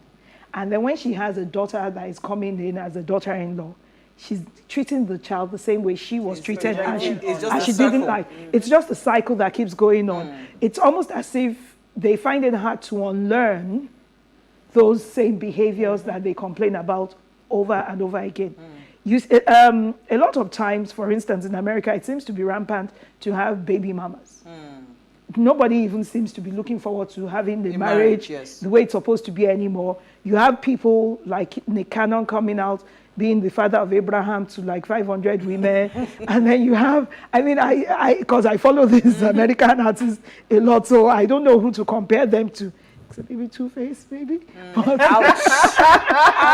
Straight bullets. See, where Two-Face they learn when Nick Cameron. When Nick Cameron, yeah. And then there's also a guy called Young Jock that paraded like 13 children. Another one paraded like 37 children. And the women that keep going to lay with them, yes, to have these babies that you know that they don't even have life support to give. They'll be child supported along with. They don't have it to give, but you keep laying with them because you think they have a name or whatsoever. When you let them get away with all sorts, how are you going to train the children you birth by them that you ought to be different? Absolutely. You know what? Let's take a very quick break because I really want to open our phone lines early today. Then when we come back, I'll hear Norma's initial thoughts. You know, there was a video of that wedding video that the man, because he failed, you know, he failed a small quick game they played on the wedding reception. Did you see that Chinese man now? On the wedding, I think it was you that sent that he gave her a spank on the head, boa. Because he lost the game. He lost the game live at the wedding reception. I said, who raised this young man? His mother will be sitting there very proud. We'll be right back.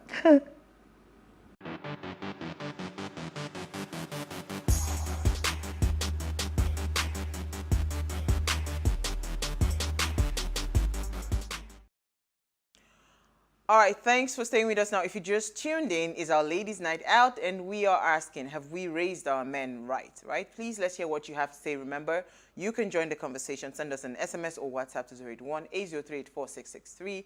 You can also tweet at us at Wayshow Africa One with the hashtag Wayshow. Please, our phone line is now open. You know the rules. Turn off the volume of your television set so we can hear ourselves. The number to call is 07025007749. So, Noma, I'm not taking your initial thoughts on the topic.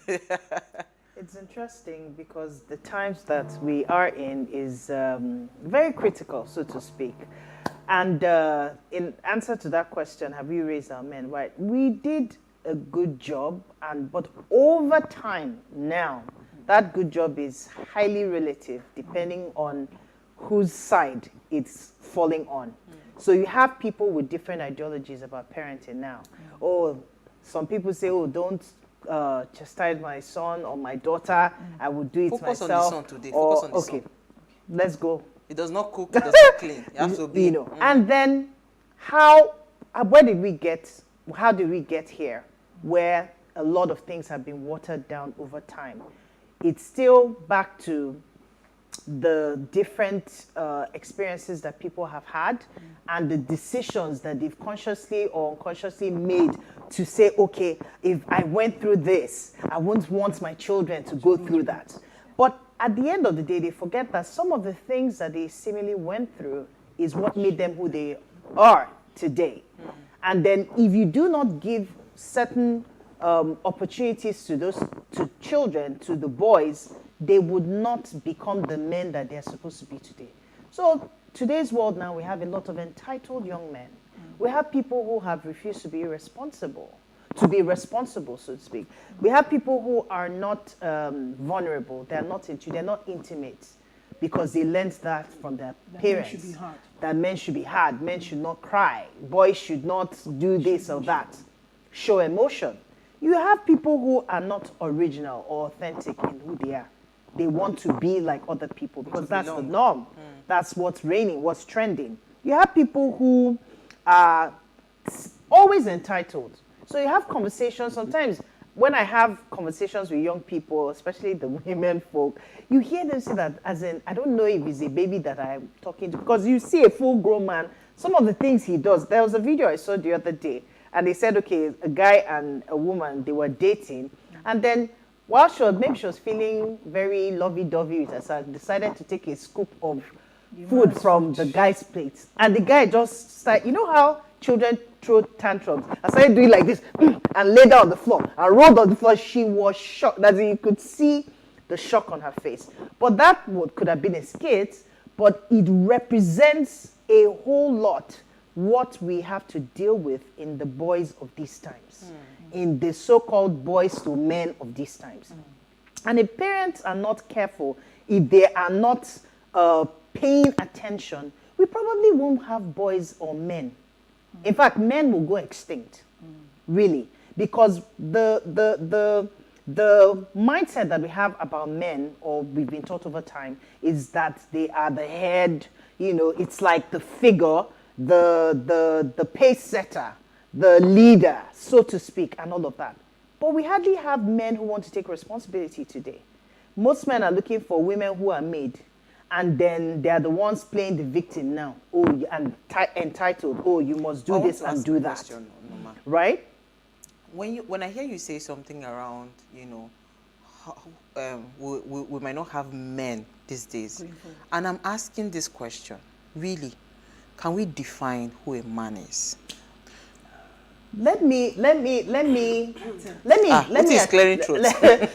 try to answer that question. Now, if you're looking at it gender-wise, that might bring up all sorts of, discussion, so to speak. But for the man figure, let me put it that way, the man figure in a home or in a house or a person, as a person, is somebody who is able to make decisions for themselves, come to that point where you can make decisions, where you are clear about who you are and you can stand for yourself. A man is somebody who who has the ability to lead, whether it's in his home or wherever he has But are these not all common traits that should go with every human and this being? is not, well, we're talking about men now. And I wanted to just add that this is something that should cut across humanity. Everyone should be able to rise up to what they should be as human beings, right? Okay. So if a man who is, in terms of figurehead now, because when it comes to authority, somebody has to lead. So in the context of family, the man is expected to lead the home front. Right. So that is the context in which I was saying. Now, if you have men who cannot, okay, let me go to the Bible, where the Bible says he will leave and he will cleave, right? He will cleave to his wife. And then you have people who get married and they're still reporting to the home front. Or you have people... No, don't go. Hold on. Let me take again. Because that one, you are treading on dangerous territory. I know. Okay, you're live from Abuja. Thank you for calling. Hello? TV. Okay, yes, thank you very much. So the question is, have we raised our men right? Okay, so I'd like to say that our parents have tried their best to raise the boys as much as they know how to. For example, I am married, and I remember when I was growing up, we had some things that the girls did and other things that the guys did, But now that I'm married, my husband supports me when it comes to household chores and all of that, And then talking about leading, there are different types of leading. If you ask me from my experience, we have financial leadership, economical leadership, emotional, and all of that. Even spiritual. There are times when I expect, as the head of the home, priest of the home, as they are called, he should be the one to wake us up in the morning to say, okay, let us pray. It's not happening, and then that's the atmosphere I want to create in my home. I lead in that area. So because it creates a good atmosphere, everything just works out well, we bond and all of that. Financially, he makes the money and all of that, but when it comes to planning the money, he's not very good with it. So what do? I take the lead in that area. I'm good with planning and all of that, and he allows me access, to the money, to plan it and all of that and all of that. So all of these things, they all have their own various segments, but when it comes to whether our parents have, if we have raised our men right, they have done the best they can do, so it's now left for what's left to be worked out, by the women and by the man if he's willing and open for learning. Okay, so that's thank you so much. Okay. Men are meant to provide, protect, and profess. It's always been what was expected of a man. It was when women started demanding equal rights because they had to go out and work that lines started getting blurred about what a man is and what a woman is. Now, most times now when women want to justify themselves in certain behaviors, they say, I'm bringing in as much money as you are, or I brought something to the table, as if that stops a man from being a man. We need to respect, I feel, we need to respect a man being a man as an authority in itself if you're going by the Bible or by religion or by spirituality, that the man is a head, but the woman is still a neck. So if you decide to get stuck, the head can't do so much. When we say, are we raising our men rights? I think about it being about sensitivity and empathy for the other gender, for human beings in general, but particularly for the other gender. Because if I have experienced a man being a woman myself, and then I experience a man being a mother to someone of the male gender, I have to know what it is that I dealt with when it came to man-to-woman relationship, and then see if there's a better version of that I can help create by nurturing and by advising about sensitivity to people's issues. Because generally, what a man can do nowadays, a woman can do as well, most times. Yeah, so that's why I need to understand what a man is, who a man is. We have George from Benin, I believe. Thank you for calling. Oh, from Enugu, sorry. Thank you for calling. You're live. All right, I'm on. Okay. Well, I'm really enjoying your topic. But I think if we go the way we are going now, we'll make it too academic. I think it's just a thing of the man. To be a man is not because you are producing children, but because you live up to your responsibility. And it cuts the same way for the woman, because the woman was made from the man. So it's not like the man and the woman, they are different. They are just the same thing, but just doing different things for what will be good for the family, for the community, and for the world. I think what we should just do is have an open mind in terms of what is good for the good is good for the gander. Knowing full well that whatever the man enjoys, if the woman enjoys also, the community is built on just doing things that for the better place. Absolutely. Thank you so much, George. I'd like to hear you talk on this. It's interesting. I think that for me, I like to look at the shifts. So when you talked about women now going out and earning money, I'm old school, right? I don't care how much I make. I think that some roles are gender specific. Yes. Right? I think that, and this is me who is full on killing it on both sides. I'm going to toot my own horn. Leave it alone. But anyway, I feel that no matter what, right, a man has to understand that I have a place of responsibility, I have a place of leadership, I have a place of protect. I love the way you define that, by the way. All of those things come down to one key thing for me, is responsibility. You must understand your responsibility and you must live up to it. Now, the shift for me is women now have earning power. We go out there, we're killing it, we're blazing trails. In fact, a lot of women have become the breadwinners financially. Yeah. Now, there are bad eggs in the bunch, no doubt. But what I feel is that a lot of the time, women start earning. And I remember when men used to now start asking women, what are you bringing to the table? Okay, well, let's hold on. I think we have Loma from Abia State. Okay. It's a serious matter. You're live. Good evening, my sister. Hi, Loma. Good evening. Good evening. Good evening. It's Loma. Go ahead. Thank you for calling. See, let me just tell you. The problem we are having is that was what a woman can do. So what a man can do, a woman can do is better.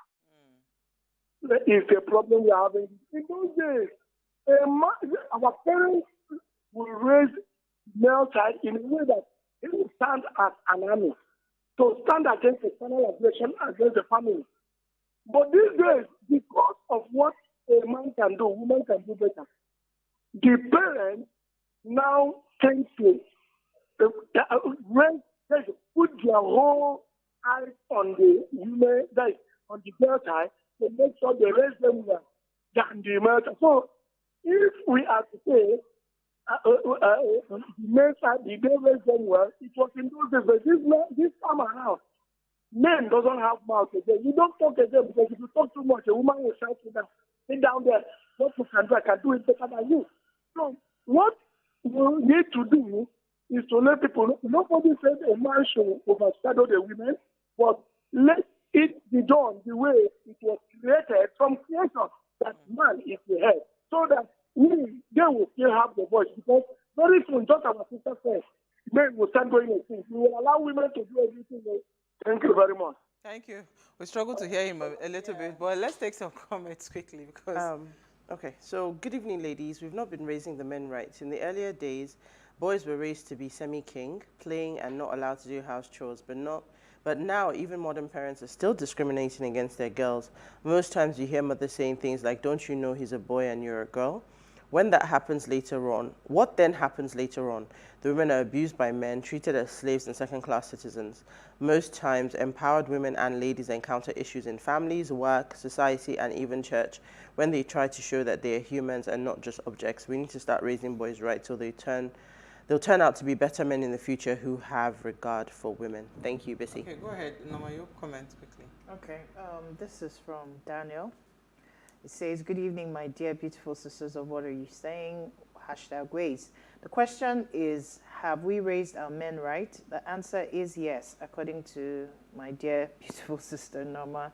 The women have raised the men right, but the men have decided to frustrate the effort of the women that have decided to raise them well and in the right way through their character and maybe words. Concerning the man who shot the woman, they did the right thing by sentencing him to death by hanging.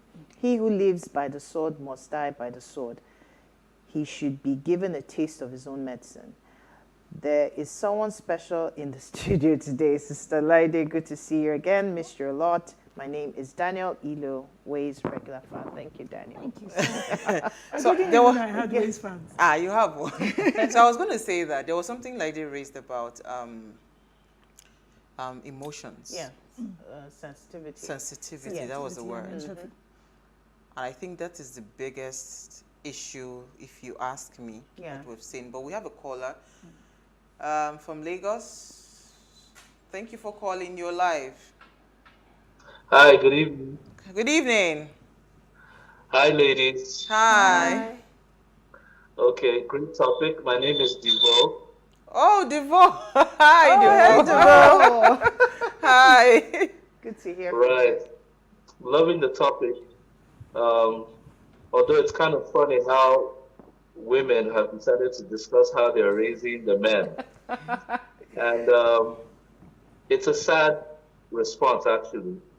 And I will respond on behalf of mankind. Because the truth is, the way life has made us to be, both the woman and the man add something to raising any child. Therefore, only a man, only a father, only a man can raise a boy into fatherhood. But because we've been failing, that's why you're asking this question today. How are we raising our men? And anytime women have to stand up, whenever a pastor says, can all the fathers stand up? It just shows you how we are failing again. And unfortunately, because fatherhood has no excuse, the responsibility required to raise a child cannot be excused on the altar of being busy, of going to work, of having too much pressure in your life. It comes with it. So my challenge is that every man should support his family, should support also women who are single and are still raising children, because it's never an easy task, so that we can become the true fathers that our children require to become productive and sensible people in society. Honestly, it's a sad response, but fatherhood, which is the leadership that comes with responsibility, is lacking. Absolutely. But we will do better. We are sorry, women. We are sorry we have been so poor. Thank you so much. But we will do our best. We appreciate it if you do better. They say when you know better, you do better. Yeah. I think it should be for everybody. Yeah. You know, sadly, we have so many calls coming in, but we can't take more calls. But that was why I was saying, because when she harped on sensitivity, right?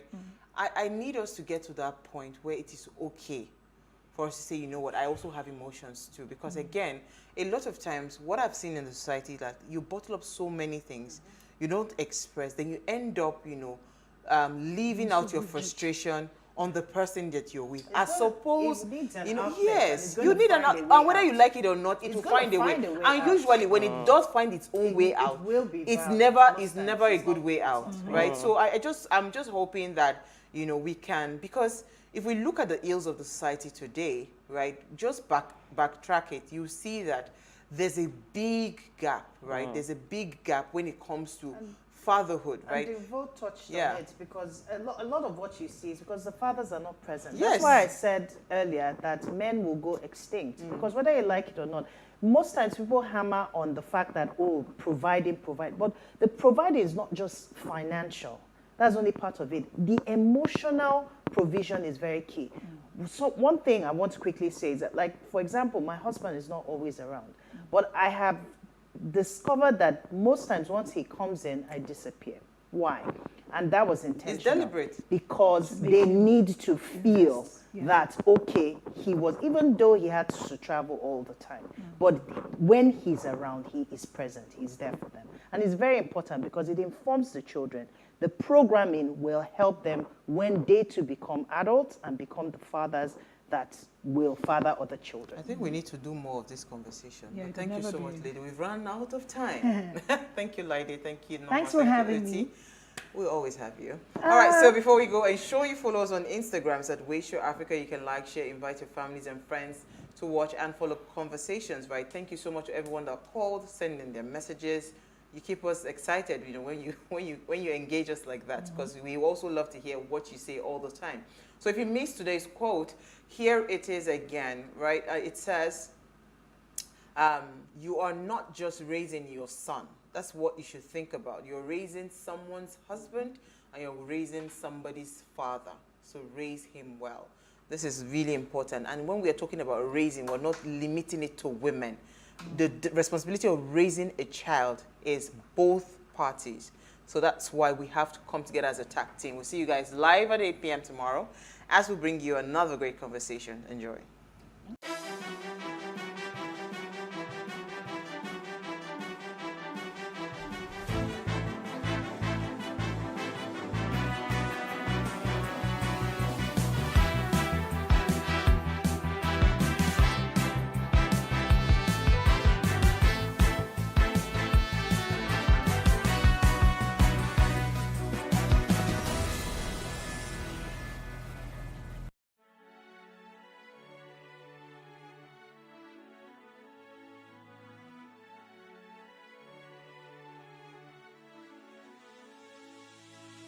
It is engagement we need to have. Those who suffer miscarriages are never taken into account. Members of the National Assembly are also influence peddlers. You are sitting on Nigerians' money. From the barbing, I pay my rent. On the barbing, I send my children to school. A consultative engagement. No any tangible notification before they ban us. It's one thing for people to be at your back and the heat of the moment, and another thing for them to still be with you when push comes to shove. I will do everything to take Lagos out of the national grid.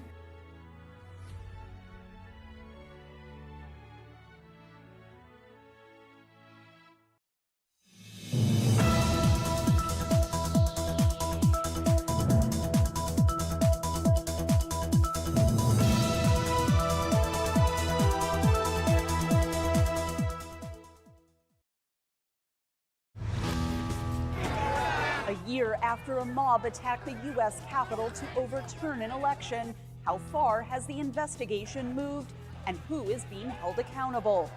Go inside the hallways of the Hill and find out how close America was to losing and keeping its democracy. Come on, let's go!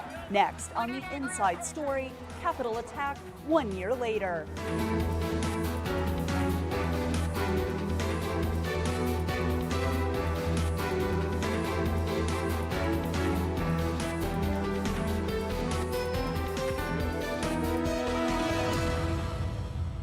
Hi, I'm Katherine Gibson, VOA's congressional correspondent, and welcome to my workplace, the U.S. Capitol. A little more than a year ago, this citadel of democracy was overrun by a mob of people with apparent intent to disrupt the official process of declaring the winner of the 2020 presidential election. 1 year later, the legal and political impact of the Capitol attack is still being determined. Ahead, details on the arrests, the search for accountability, and American attitudes on the January 6th attack. First, where President Joe Biden places the blame. It has been a year since supporters of Donald Trump stormed the U.S. Capitol to stop lawmakers from certifying the results of the 2020 presidential election won by Joe Biden. 1 year ago today, in this sacred place, democracy was attacked. Without once mentioning Donald Trump by name, Biden laid the blame squarely on him. For the first time in our history, a president had not just lost an election, he tried to prevent the peaceful transfer of power as a violent mob breached the Capitol. Biden also blamed Trump for what Democrats call the big lie, the narrative that the 2020 election was stolen, a baseless claim the former president and some Republicans continue to push to this day. Because he values power over principle, because he sees his own interest as more important than his country's interest, than America's interest. And because his bruised ego matters more to him than our democracy or our Constitution. He can't accept he lost. Trump canceled his planned news conference and said in a statement that this political theater is all just a distraction for the fact Biden has completely and totally failed. In a statement, Mitch McConnell, the Senate's top Republican, accused Democrats of trying to exploit this anniversary to advance partisan policy goals. Many observers say American democratic institutions had been under stress long before the assault. Strengthening voting rights and election integrity was highlighted by Vice President Kamala Harris as a needed response to the insurrection. Will it be remembered as a moment that accelerated the unraveling of the oldest, greatest democracy in the world? Or a moment when we decided to secure and strengthen our democracy for generations to come? The siege has had a global impact. Adversaries, including Russia and China, have used it to defend their undemocratic systems. For Putin to continue to push the message around the world that U.S. democracy is not something to be longed for, that it is as chaotic and broken as the Russian system is.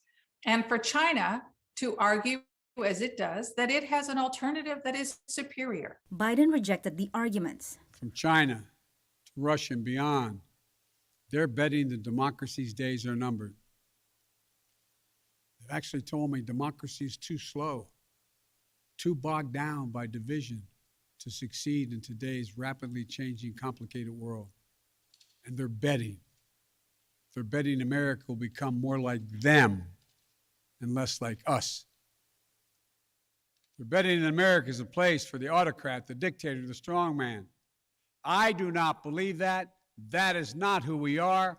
That is not who we have ever been. And that is not who we should ever be. The road ahead is challenging. Fueled by election fraud conspiracies, Republicans in multiple states have championed legislation limiting voting access and giving them more power over their states' election systems. Democrats say these measures will disadvantage them at the ballot box and are a threat to democracy. Patsy Widakuswara, VOA News, Washington. 1 year later, there are still questions about the January 6th insurrection at the U.S. Capitol and who was ultimately responsible for the worst attack on the seat of Congress in 2 centuries. Many of former President Trump's supporters claim the breach was not serious, while critics say Trump directed his supporters to overturn Joe Biden's election victory, effectively undermining the democratic process. Rioters roamed the halls of the Capitol building, raising security concerns for lawmakers and staffers who were preparing to certify Biden's election victory. I'll never forgive former President of the United States and his lackeys and his bullies that he sent to the Capitol for the trauma that what was exerted on our staff. The U.S. House of Representatives moved swiftly to impeach Trump just days after the riot, alleging he was guilty of inciting the insurrection. But the U.S. Senate acquitted the former president of that charge in February 2021. He is hereby acquitted. Lawmakers have held numerous hearings on the security failures of that day. In late June, the U.S. House formed a special select committee to investigate the actions of then President Trump. The panel has issued subpoenas to compel former White House officials and Trump campaign staff to testify about the president's actions that day and the days leading up to the attack. Find Mark Randall Meadows in contempt of Congress. The committee is expected to release a report on its investigation before the November 2022 midterm elections, but the findings are not legally binding. In the U.S. courts, 704 individuals have been charged at the federal level with offenses ranging from misdemeanor trespassing charges to more serious charges, including violence against law enforcement and members of the media. Researchers estimate about 70 to 80 individuals involved in militant networks face even more serious charges of conspiracy. These are the hierarchical domestic violent extremist groups, the Proud Boys, the Oath Keepers, some 3%ers mixed in there, who are alleged to have not just gone to the Capitol to see the speech, to protest, to march, but with a concerted conspiracy ranging from the collection of funds, the dispersal of weapons, of marching up the steps of the Capitol in a stack formation, to leaving guns at a Virginia hotel. 5 people present at the January 6th riot died. The question still being debated is whether the chaos developed spontaneously or was part of a planned insurrection directed by the then President of the United States. I'm here on the east front of the U.S. Capitol, and I'm looking down at the walk to work that I take every day and have made thousands of times over the years as I walk to work with lawmakers and legislative aides and the thousands of support staff. We all make this our routine place of work, and I'm usually thinking about the story that I'm going to be writing that day. Of course, on January 6, 2021, I was instead watching thousands of rioters overwhelm these grounds. And I was thinking about how the most secure building in the world, where I've always felt safe, was suddenly the most unsafe place. There were rioters breaking glass. They were overwhelming U.S. Capitol Police that I know personally. And all I could think about was whether or not the colleagues that I see every day would be safe in these hallways. We're just steps away from the chamber of the U.S. Senate right now, and in a hallway where I do a lot of my reporting, shouting questions during press conferences with Mitch McConnell and Chuck Schumer. But of course, on the day of the Capitol riot, this was very different. It's a place where a lot of the most famous images of that day happened, from rioters rappelling down the walls of the U.S. Senate to carrying Confederate flags past some of these paintings. We're also very close to the spot where U.S. Capitol Police Officer Eugene Goodman directed rioters away from U.S. senators, dramatically changing the course of that day. That's how I'm going to remember this hallway from now on.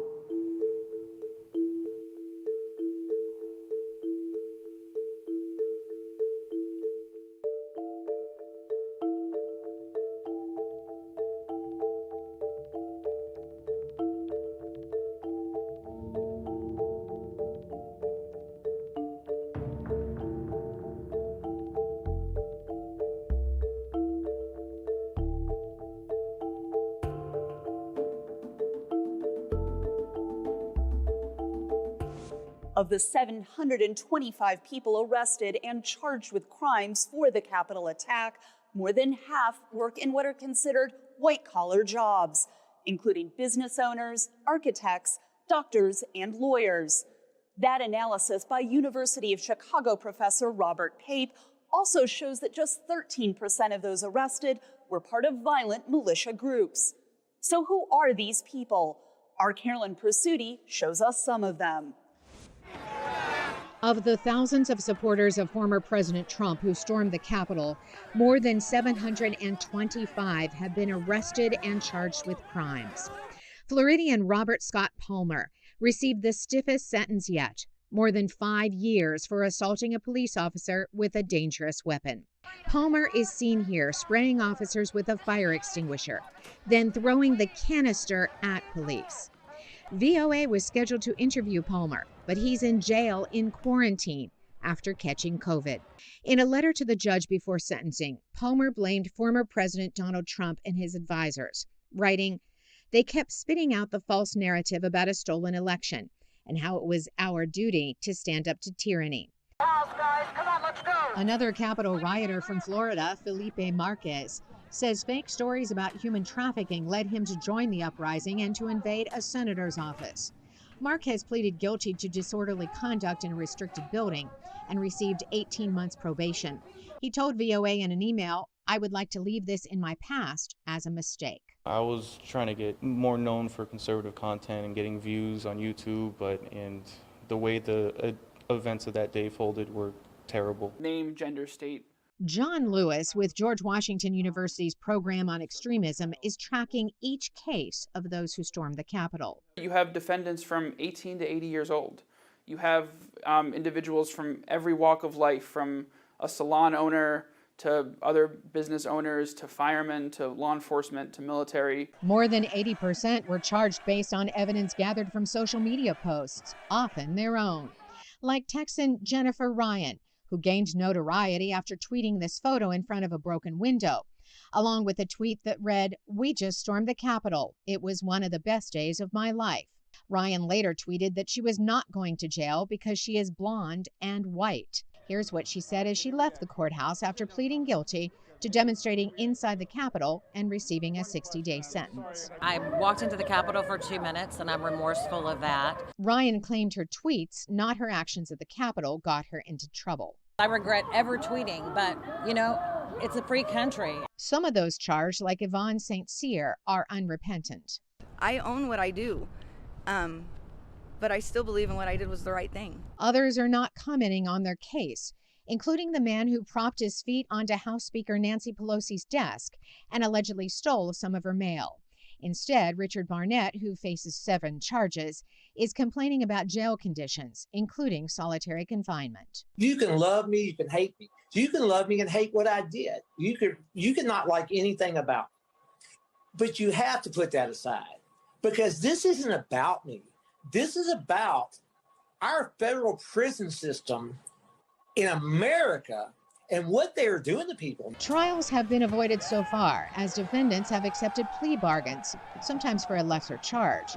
Court observers say hundreds of remaining cases will take years to adjudicate. Carolyn Persutti, VOA News, Washington. Investigations by both the Justice Department and Congress will try to uncover the extent to which political extremist groups participated in the planning and execution of the Capitol attack.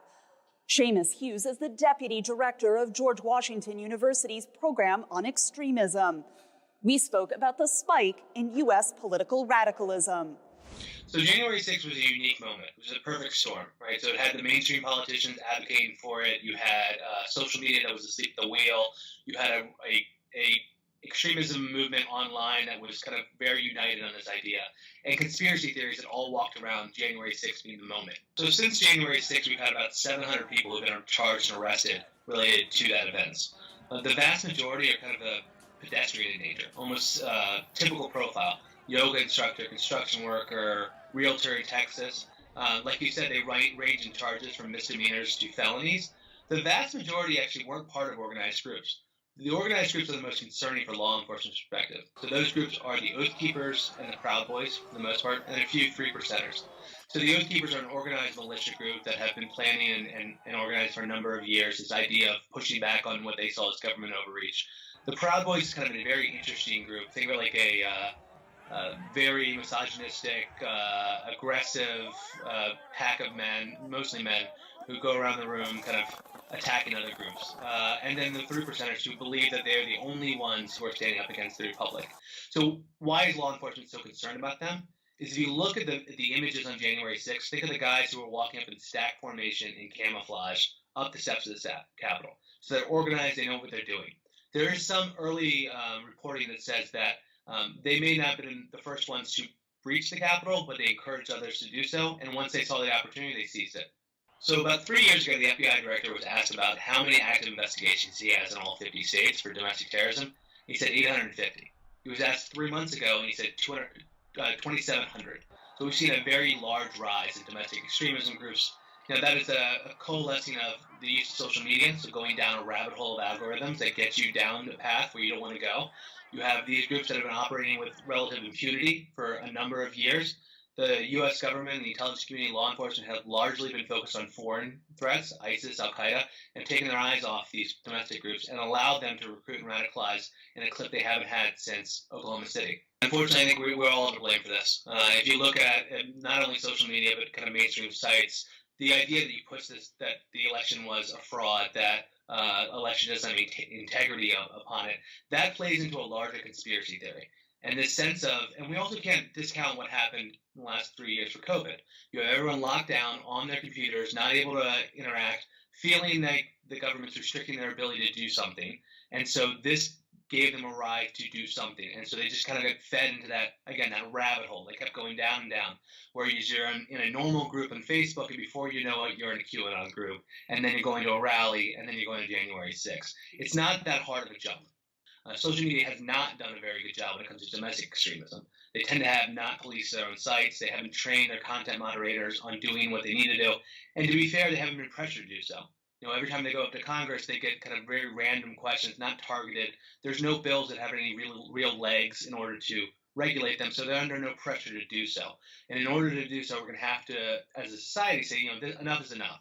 We can't allow this to happen. We have to figure out a way to rein this in, all while understanding this is kind of a private company, can set its own terms and services, but there's something to be said about shaming, right? There's something to be said about, listen, you know what's going on your platform. You've got to step up and do something. You saw what happened on January 6th, and there's some culpability there. It's clearly a growing problem. We also need to put it in context. And, January 6th happens, but 2 weeks later, the president's inaugurated. There's no rally in D.C. The Justice for January 6th rally in the fall, very few people showed up. In many ways, we've hopefully learned the lessons in terms of getting better security, better intelligence, better information sharing at the national level. My concern is at the state level. We clearly are not on the same page in all 50 states on how to address this issue, and we're seeing these groups, whether it be the Proud Boys or others, move back away from a national model to a state and local model, and they're able to recruit people in their neighborhoods. And unfortunately, I don't think this is going to be a problem that's going to go away. If you look at the threat in the U.S., it's basically fractured. You have ISIS, you have Al-Qaeda, you have white supremacists, you have militia groups, you have QAnon, you have incels, you've got everybody on the map. It makes law enforcement's job a lot harder, and it's going to be, quite frankly, a mess for the next few years.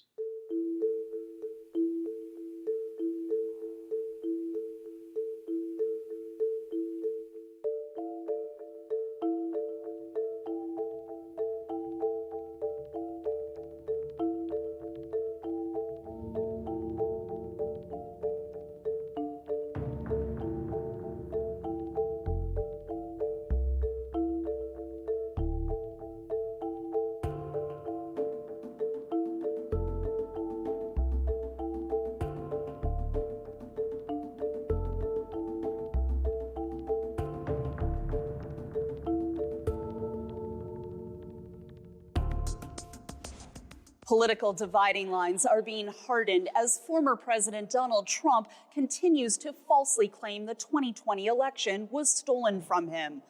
His influence on the Republican Party is evident as several key states are changing election laws to make it easier to reject results. VOA White House correspondent Anita Powell examines Trump's political influence ahead.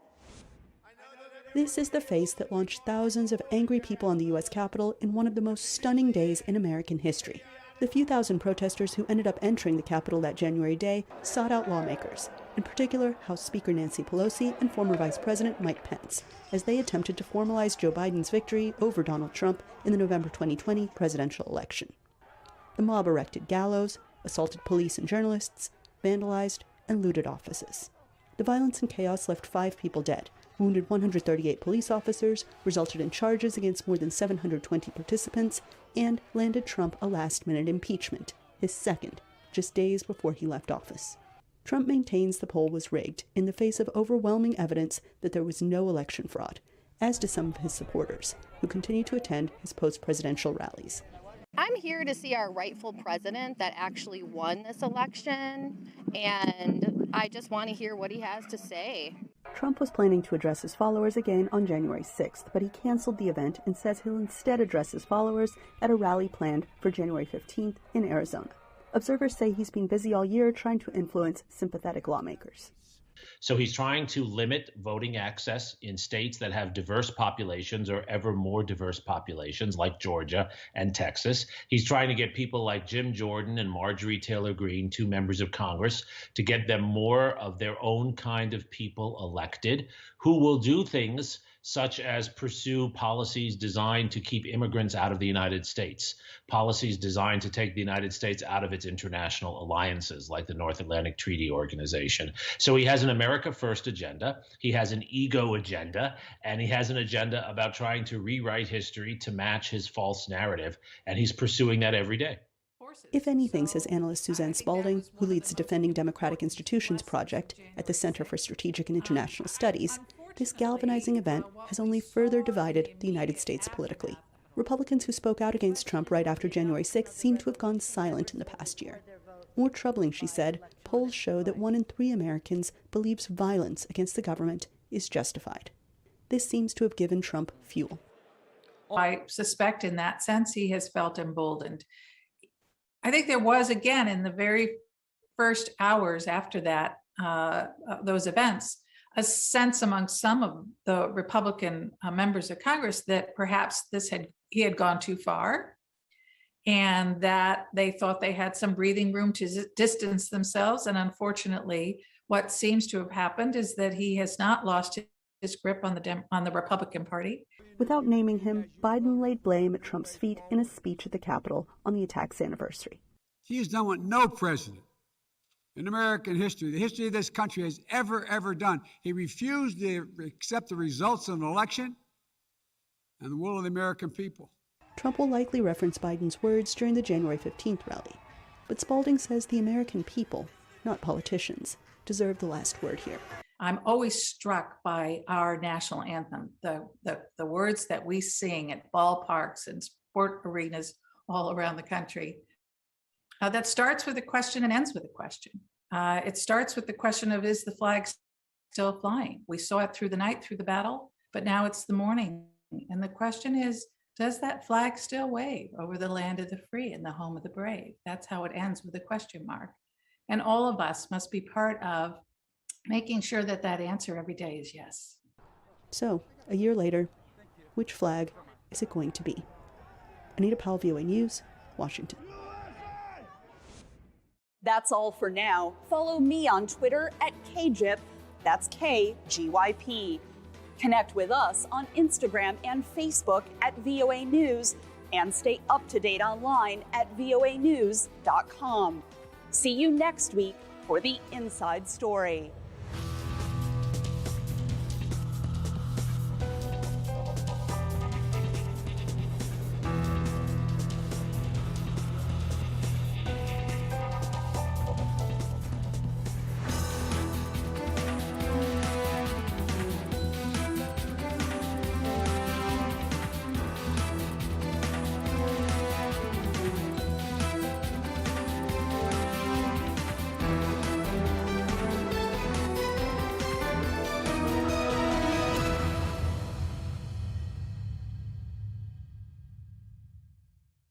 How can we have peace without justice?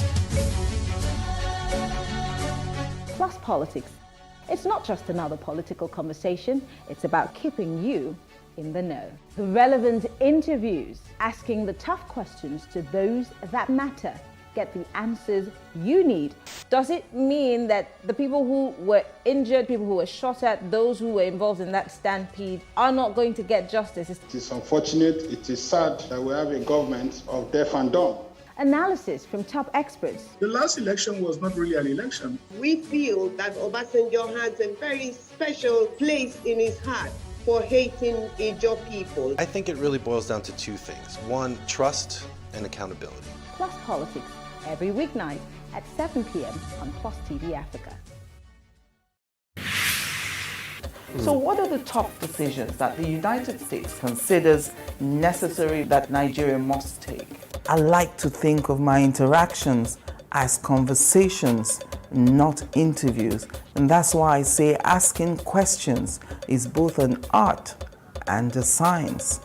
Everyone says in Islam, you are allowed to have 4 wives.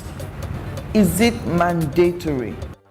The right question enables answers that educate, inform, clarify, and help you, the viewer, to better understand the issue before making up your mind. Our goal is to reduce from 10 to 2 days the time it takes to register businesses in Nigeria. Join me every week on this station, Plus TV Africa, and gain exclusive access to my conversations. I'm Angela Ajetumobi.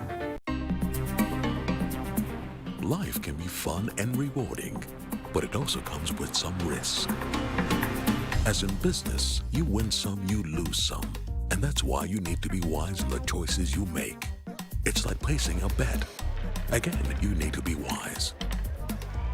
Wise in choosing an innovative platform with the highest market options and highest odds ever. That's why Winners Golden Bet, the leader in online, in-shop, virtual, and live sports betting, gives you enhanced platforms that offer you the best chances of winning. For betting on live soccer matches, live dog races, and virtual games. Winners Golden Bet is your best bet. Instant payment of winnings guaranteed. Play online or in any of our numerous shops nearest to you. Hey guys, be wise. Play on Winners Golden Bet. Winners Golden Bet, the wise choice.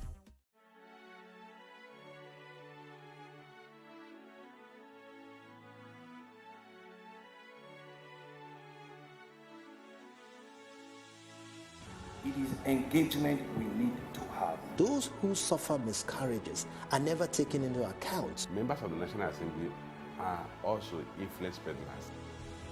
You are sitting on Nigerians' money. From the Babin, I pay my rent. From the Babin, I send my children to school. A consultative engagement. No any tangible notification before they ban us. It's one thing for people to be at your back and the heat of the moment, and another thing for them to still be with you when push comes to shove. I will do everything to take Lagos out of the national grid.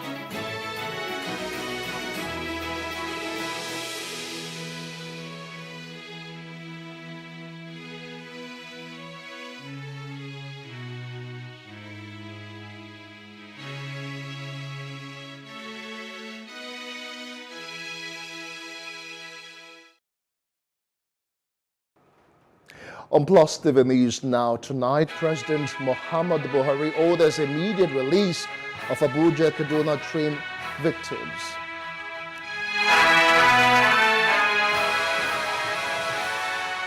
The President has also forwarded names of 7 ministerial nominees to Senate for screening.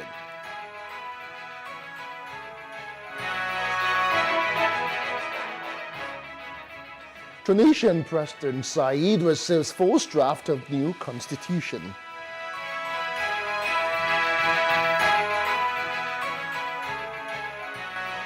Good evening once again. I am Justin Akadonye, and this is the news now. 85 days after the passengers on the Abuja-Kaduna train were attacked, President Muhammad Buhari has ordered the security and intelligence agencies to secure their release. In a statement via his official Twitter handle, Buhari said all hostages still held by the terrorists must be rescued and returned to their families alive. Now, since their abduction, the terrorists have released some of the hostages, including a pregnant woman and Sadiq Ango Abdullahi, the son of the chairman of the Northern Elders Forum, Professor Ango Abdullahi. Now, the President has forwarded the names of 7 ministerial nominees to the Nigerian Senate for screening and confirmation. In the letter read on the floor of the Senate by the President Ahmad Lawan at the start of plenary, the nominees include Henry Ikechukwu from Abia State, Umana from Akwa Ibom State, Ikuma Joseph from Ebonyi State, and Umar Yakub from Kano, among others. The nominees are to replace ministers in President Buhari's cabinet who had resigned to contest for the presidential primaries of the All Progressives Congress, as well as other offices. I have the honor to forward the underlisted ministerial nominees for confirmation by the Senate. 1. Henry Ikechukwu Iko, Abia State. 2. Umana Okon Umana, Akwa Ibom State. 3. Ekuma Nkama Joseph Nkama, Ebonyi State. 4. Goodluck Nana Opia, Imo State. 5. Umar Ibrahim Eliakub, Kano State. 6. Ademola Adewole Adegorie, Ondo State. And 7. Odum Udi, River State. Copies of their curriculum vitae are attached herewith. It is my hope that this exercise will receive the usual expeditious consideration of the distinguished members of the Senate of the Federal Republic of Nigeria. Well, staying with the presidency, the president has approved the appointment of Abdullahi Bala as the new executive secretary for the Nigeria Police Trust Fund, NPTF. A statement by the press secretary to the Minister of Police Affairs, Osaibowo Asemen, in Abuja, it said Bala took over from Ahmed Aliyu, who had resigned his appointment to run for gubernatorial primaries in compliance with the directives of the president. He said that the new executive secretary was born on the 18th of August 1967 in Sokoto North local government area and holds a master's degree in political science from the Usman Dan Fodio University in Sokoto State. Now, the federal government is making plans to prosecute users of polychlorinated biphenyl PCBs, popularly known as transformer oil, in frying bean cake, also known as akara, plantain chips, chicken, and other food items. A consultant to the Federal Ministry of Environment, Professor Babajide Aloy, made the disclosure on the sidelines of a workshop organized for the state councils, regulatory bodies, power operators, and custom officers on application of PCB's regulations and guidelines for environmentally sound management of PCBs. It held in Calabar. According to him, the consumption of food prepared from the chemical substance will expose the public to cancers of the lungs, heart, kidney, and liver diseases.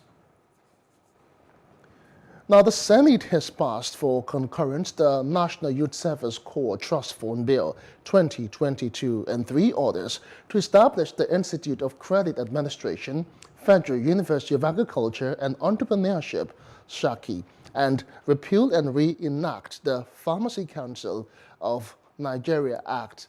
The bills were sponsored by the Deputy Senate Leader, Senator Ajayi Borough, APC Ondo State. The 4 bills for concurrence from the House of Representatives were all passed after a clause-by-clause consideration.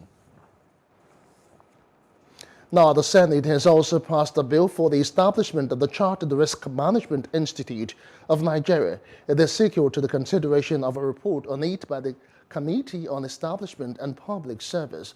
Now, Senator Okajev, while presenting the report, said the Chartered Risk Management Institute, when finally signed into law, would regulate, control, and manage the risk management profession in Nigeria. Now, Jay, who represented the committee chairman, Ibrahim Shekarau, explained that the establishment of the institution would in no small measure boost and entrench risk management culture in both the public and private sectors. Now, away from the National Assembly now, the People's Democratic Party, PDP, has nominated Senator Philip Aduda as the new minority leader of the Senate and Senator Chukwuka Otazi as the new minority whip.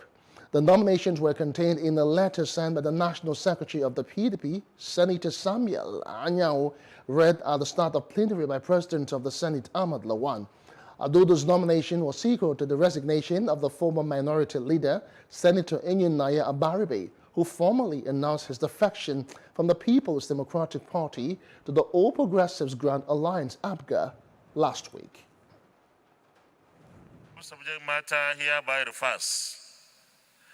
The leadership of the People's Democratic Party, PDP, is pleased to confirm to you the nomination of Senator Philip Tanima Aduda as the new Senate Minority Leader.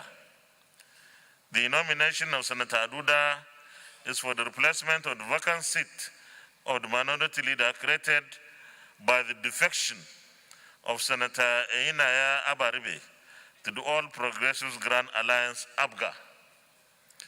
Please kindly accord Senator Philip Tanima Aduda all the necessary cooperation and rights due the office. Accept the assurance of my esteemed regards. Signed, Senator Samuel N.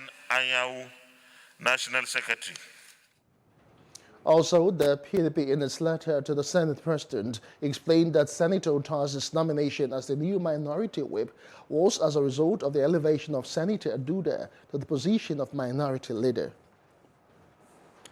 Now, 3 senators belonging to the All Progressives Congress, APC, that is, Senators Ahmed Baba Keita, representing Katsina North, Lawal Yahya Gumar of Bauchi South, and Francis Ali Mekena of Edo State have resigned to membership of the ruling party, whilst Baba Keita and Ali Mekena defected to the opposition People's Democratic Party, PDP.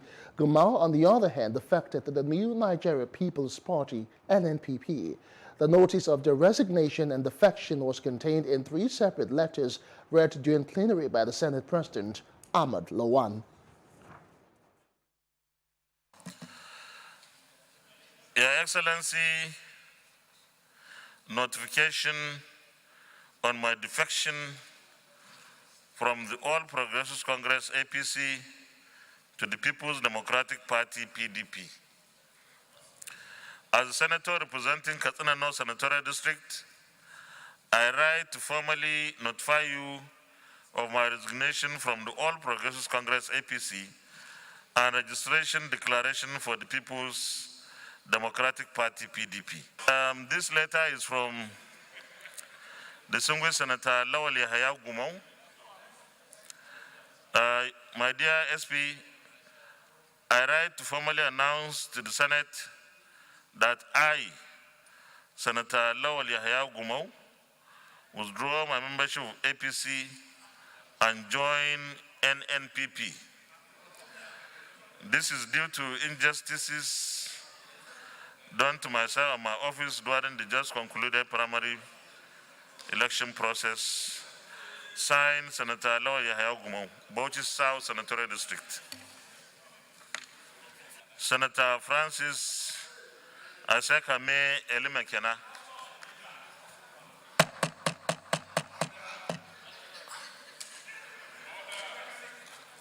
Your Excellency, change of political party. I write to formally inform you and my distinguished colleagues of my decision to join the People's Democratic Party, PDP, from the All Progressives Party. Now, the Deputy Speaker, Honorable Idris Wase, has stopped for the second time, moved by Honorable Igakmar to override the President on Section 84, Subsection 8, which gives statutory delegates the power to fully participate by voting in parties' congresses and conventions. Now, this follows a motion brought before the House, listed for hearing on the floor at plenary by Honorable Ben Igbakba on the need to veto President Muhammadu Buhari over his refusal to sign the sections of the Electoral Act which empowers the statutory delegates to vote in conventions and congresses of their parties. Now, the Deputy Speaker advised Igbakba to follow the due process and directed him to the Chairman, Rules and Business for proper guidance, to which the Honorable concurred. A bill. What you are supposed to do is possibly to ask the rules, if you are interested, write to the Speaker for a bill, seeking for that to happen, and then we go through the normal procedure as enshrined in our own House standing orders. I wish to kindly beg you to step down your motion, because that is not the right procedure to proceed on this. The Chief Justice of Nigeria, Justice Ibrahim Muhammad, has confirmed that some of his brother justices have expressed displeasure about their current conditions of service and were demanding improvement. Now, Justice Muhammad acknowledged a letter written to him to that effect, but expressed discomfort that what ought to have been internal to the judiciary has become a subject of public debate. The CJN, who dwelt on efforts being made to ensure a conducive work and living environment for judicial officers and staff of the Supreme Court, assured that more would be done. Now, the Independent National Electoral Commission, INEC, in Rivers State says that the commission has confirmed the arrest of one of its security guards attached to its Obiakpo area office by agents of the Department of State Services on allegation of extortion of money from members of the public. A statement signed by the Public Affairs Officer Geraldine Ekilemu on behalf of the Resident Electoral Commissioner Obu Efara said INEC has a zero tolerance to act of extortion by its staff and would ensure that the security agencies investigate the matter to ensure that every infraction is redressed and punished. The Commission advised members of the public to avoid acts of desperation that could render them vulnerable to fraudsters taking advantage of them, and also to report attempts at extortion to INEC or security agencies. As the race to the 2023 general election gears up, the need to enhance political participation among youths, women, and persons with disabilities, especially in the foremost spaces, have been stressed. The project lead at Stakeholders Development Network (SDN), in collaboration with the Independent National Electoral Commission and some on-air personalities, are intensifying a continuous voter registration campaign in some communities in Rivers State. Despite the signing of the Not Too Young to Run bill into law by President Muhammadu Buhari on the 31st of May 2018, Nigeria's political space is still overtly dominated by the old generation and godfathers. They still determine who get what and favor their cronies to the detriment of many young Nigerians that are willing to participate in politics. To address this, the SDN is saying that youth need to be more involved in political parties, parliament, elections, civic spaces, and as a matter of right and part of solution to national challenges. At the sensitization campaign tagged Equal Niger, which is aimed at boosting voters' registration and turnout in the country. The project officer of SDN, Flora Aseari, emphasized that participation of youth, women, and persons with disabilities in the electoral processes is as important as participating in national development activities. It was saying that it is high time that women and young people, youths, become a part of the system. So women and youths need to be in the process. When I mean in the process, they have to also belong to political parties. They also have to gain positions within the political party. So we want to see more youths, persons with disability, women, we want to see them gain recognition by having, positions in the political parties and representing the interests of that demographic. Representatives of INEC present urged residents of the state who are yet to register or get their permanent voters cards (PVCs) to use the opportunity of the ongoing continuous voter registration (CVR) to get registered. They also called on those who registered but abandoned their PVCs with INEC to endeavor to collect them. Some residents who spoke with newsmen said Nigerians must shun voting apathy and participate fully in elections so that the country's democracy can grow. If you register and you don't see your own, make you know say don't register one time before and you don't forget. We don't want to make you make that mistake say you not vote for 2023. They want everybody to register. That is why they came up with this equal Nigeria for men and for women and youth. We cannot overemphasize the importance of this continual voter registration, okay?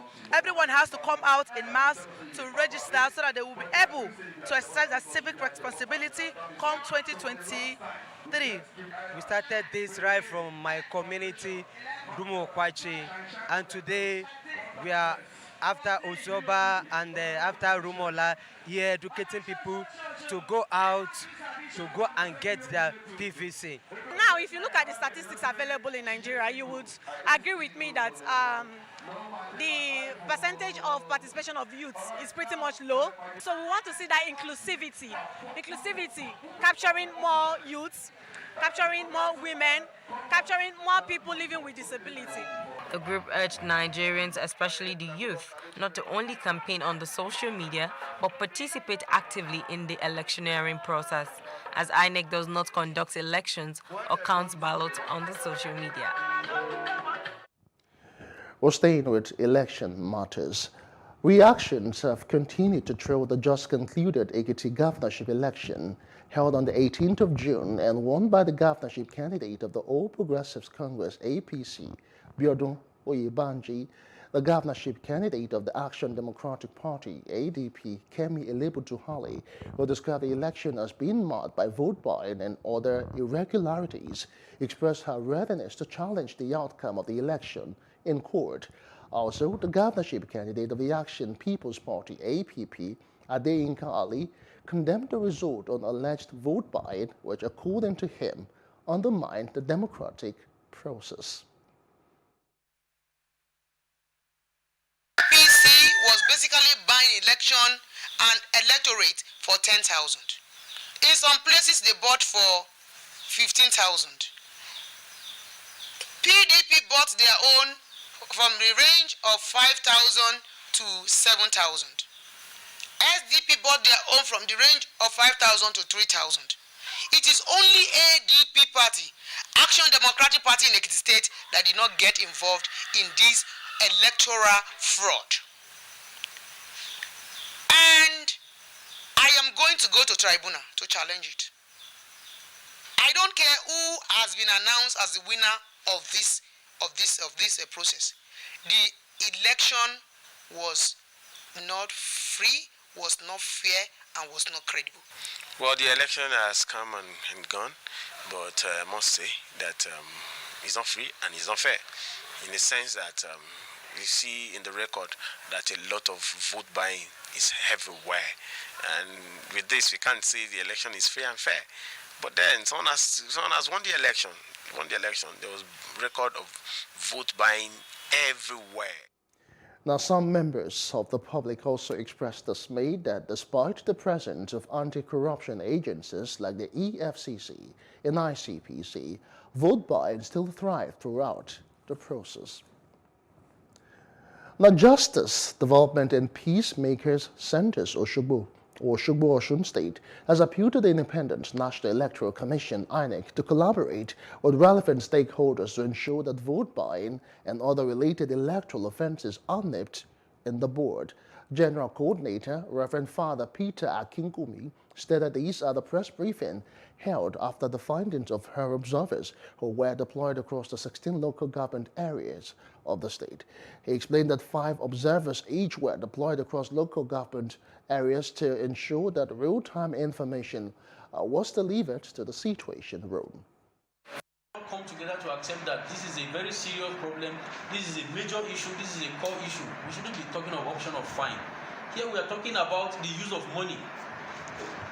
A certain spending limit is set for those who are to contest election, and this person is spending above limit, and then you are fining him. It is because the money is there. That is why the money is being expended beyond spending limit. And to ask the person to pay the penalty for such is for the person to pay additional money. Is like telling the person to do that which he or she is comfortable doing. So we really think the option of fine should not be considered in matters of campaign finance. The penalty should be imprisonment. The mobilization that has been done by JDPC, civil society organization, Caritas Nigerian, and the mass media is making some impact because people are conscious and people are aware and people are willing to want to come out to exercise their franchise. Observer reported to us telling us that the security agencies, the security personnel had to stay far away just to make sure there was no violence, while the INEC official that was there was so indifferent about it. So to us, we felt everyone participated, but like I said, it was a report that came from the observer on the field. There is incident of voter inducement and gratification. In so many cases, in so many places,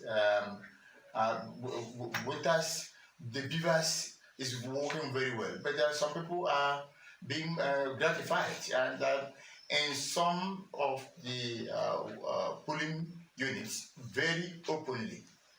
However, and when we got wind of this, and we can establish it without equivocation, is that we had to stay put in some areas to watch exactly what the developments are. There is incident of voter inducement and gratification.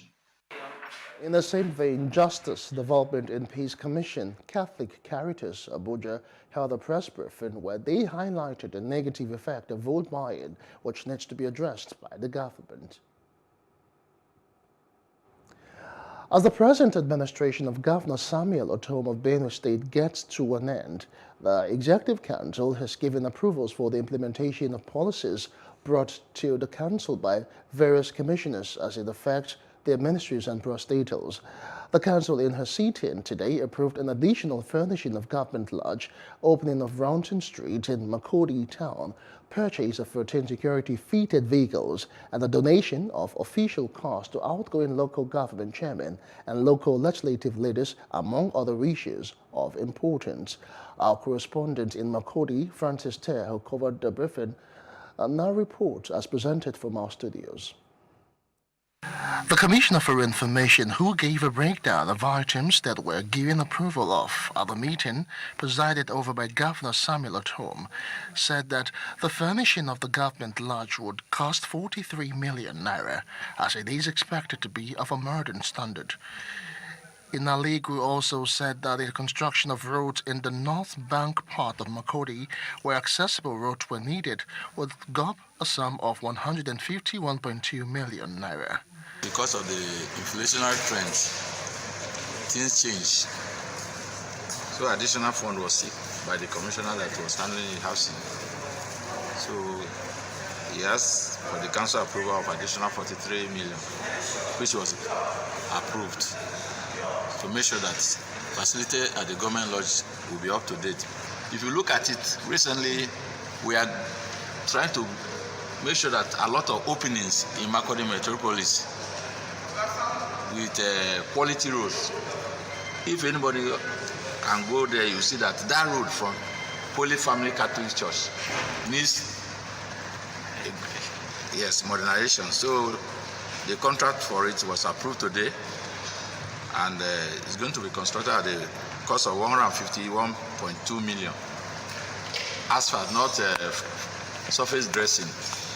The commissioner further explained that with the monetization policy, officials of the state who recently resigned were allowed to go with their official cars, which has made it necessary for the government to purchase 13 security-fitted ones to facilitate mobility. A member from Bureau of Local Government for the waiver of the vehicles given to the local government chairman and leaders, the HILOCs. So as their tenure expired today, they will be going with those vehicles, because they have served meritoriously, and the way and manner they serve the government, they need to go with it so that they will do something with it. Either all organs of government must be up to date to make sure that whatever we do should be in line with our manifestos. And we told the Benue State people that when we are leaving, we will leave a legacy. According to the Benue spokesperson, Governor Otom is ready to ensure that the people of the state benefit from the dividends of democracy before the present administration leaves office in 2023. And now to Adamawa State, where the police command has arrested 13 suspected kidnappers and confiscated several items, including an AK-47 rifle, local guns, 3 motorcycles, 358,000 naira, and others. The Commissioner, Sikiru Kayode Akonde, thanked sister agencies, journalists, the government, and all stakeholders for their contributions towards the success. Today, we have in our custody the masterminds of this kidnapping incident. We have recovered one of the major weapons they were using, an AK-47 rifle. This was done after the divisional police officer in Tungo took a lead from what we were sharing with him, and went after them. We've been able to arrest 2 major players who are seriously helping us to pick the remaining 3 boys who are in this act of kidnapping within our space. The kidnappers we arrested had with them 1 leg chain, padlock, military uniform, 3 motorcycles, and we found on them a cash of 358,500 naira with them, which means is a proceed of the ransom they've collected. All this achievement is not possible by our effort alone. I want to use this opportunity to sincerely thank the government of Governor Amadou Umaru Fintiri, who at every call supports this command with resources that we required. At the same time, the command has enjoyed a tremendous support from the traditional leaders and traditional rulers in the state, especially from the Lamido of Adamawa, who has supported us with all intel that we need. As the world marks the United Nations International Day Against Drug Abuse, the Adamawa State Command of the National Drug Law Enforcement Agency says it has arrested 296 offenders and seized over 3,000 kilograms of illicit drugs in the last 1 year. This was announced at the press briefing marking the commencement of the week-long exercise in the state. The Adamawa State Commander of the NDLEA, Femi Agbalu, said within the last 1 year, the command has recorded robust achievements by arresting drug offenders comprising 286 males and 11 females. Tries to let out of the bag the drug control efforts of NDLEA Adamawa State Command within a year.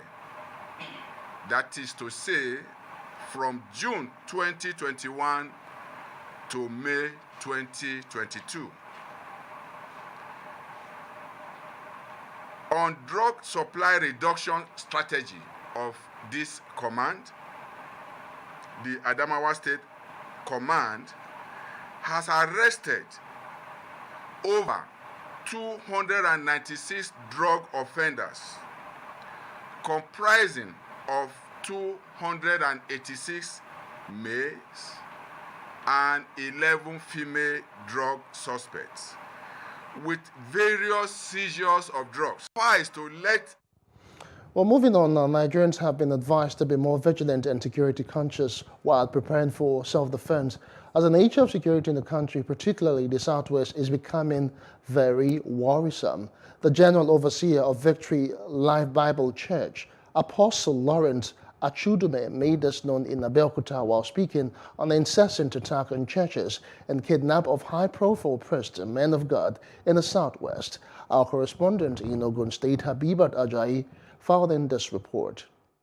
Representatives of religious people in the society, church leaders have condemned the act of kidnapping and killing targeted at religious centers.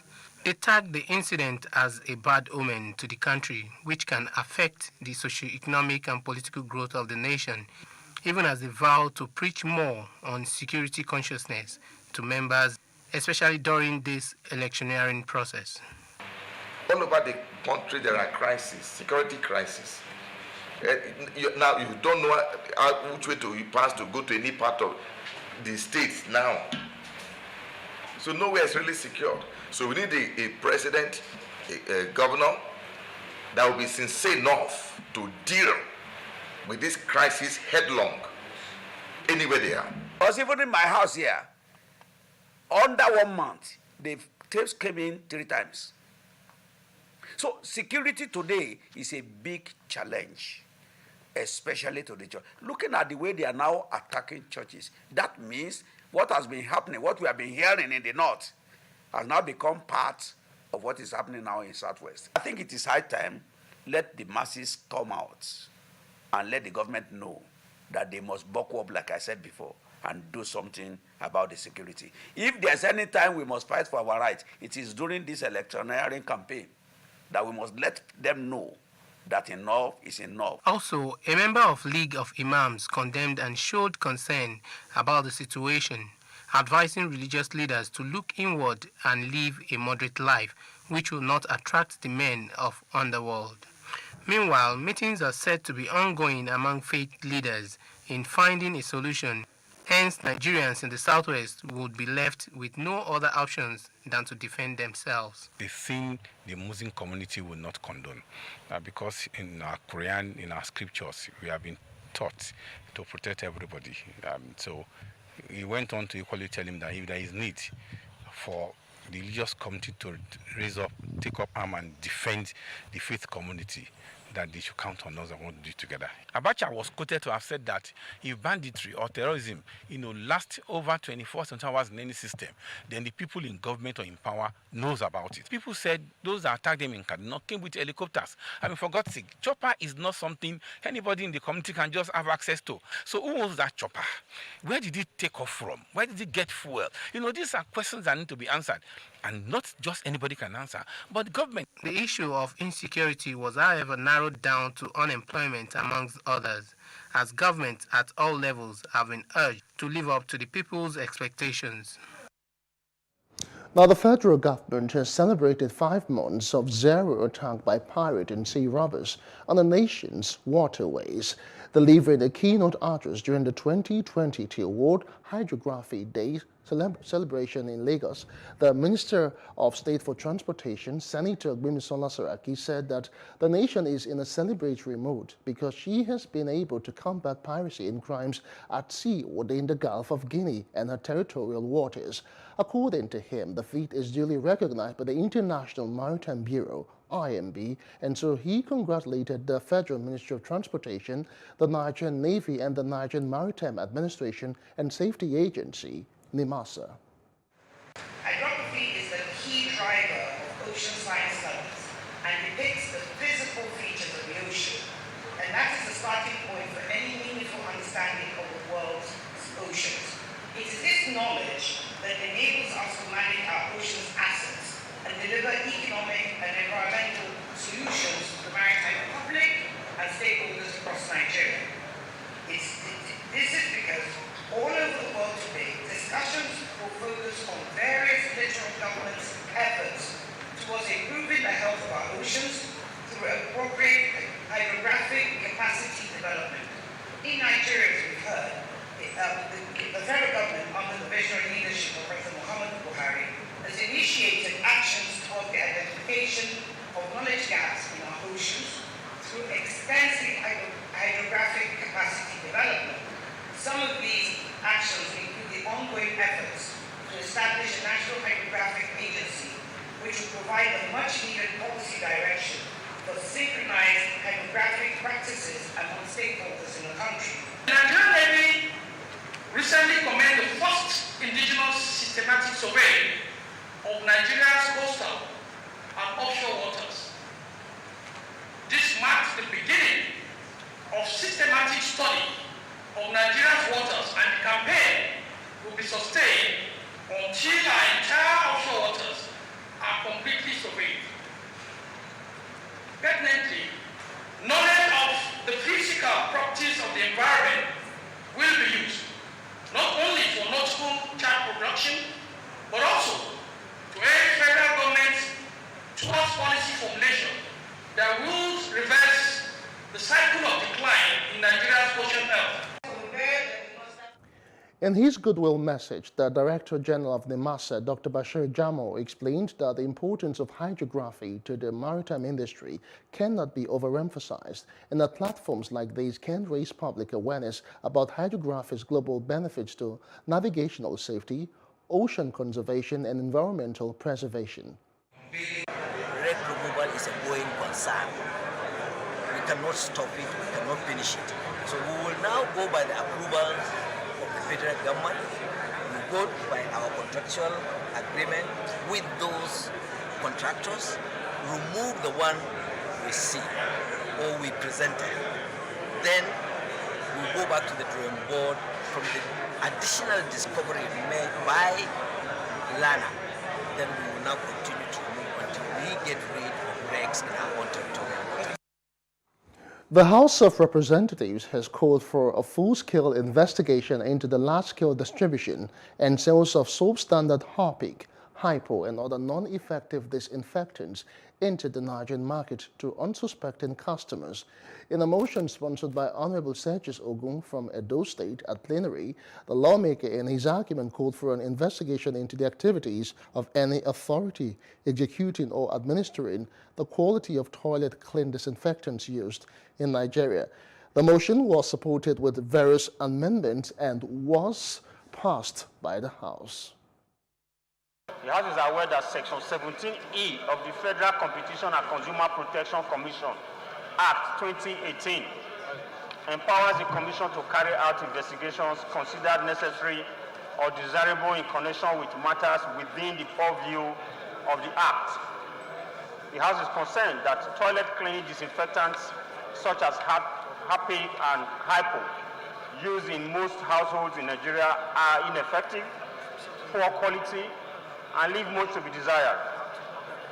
The House is worried that despite the poor quality of these toilet cleaning disinfectants, there are several television-sponsored advertisements that are misleading unsuspecting members of the public who rely on such adverse product information to make purchases. The House is alarmed that most Nigerians utilize these disinfectants in cleaning their homes, offices, hospitals, churches, and mosques without getting the value for money spent in purchasing such products. The United Nations Office for the Coordination of Humanitarian Affairs has said that an urgent assistance is needed to avert food crisis in northeast Nigeria, as no fewer than 4.1 million people are at risk of severe food insecurity. The UN Resident and Humanitarian Coordinator for Nigeria, Matthias Schmalian, had briefed member states in Geneva, Switzerland, on the situation in the region, describing the deteriorating food security and nutrition situation as an issue that required immediate support. The UN Humanitarian Agency, in a statement, noted the deteriorating situation affecting millions of people, mainly women and children, in the northeast as the country entered the lean season. And still ahead on Plus News Now, U.S. Attorney General Merrick Garland visits Ukraine, says no place to hide. Details when we return. To join us again.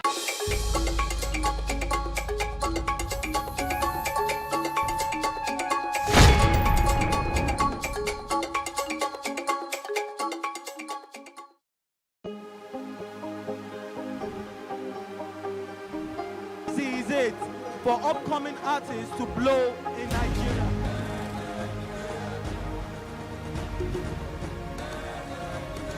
Welcome to Plus Trending. I am Buki November, your host, saying thank you for joining us on today's episode. Welcome back. It's tea time on Plus TV Africa. Practice makes perfect. I'm not perfect yet, but I'm a lot better than I used to be. He's a king. He's entitled to marry 100 if he wants to.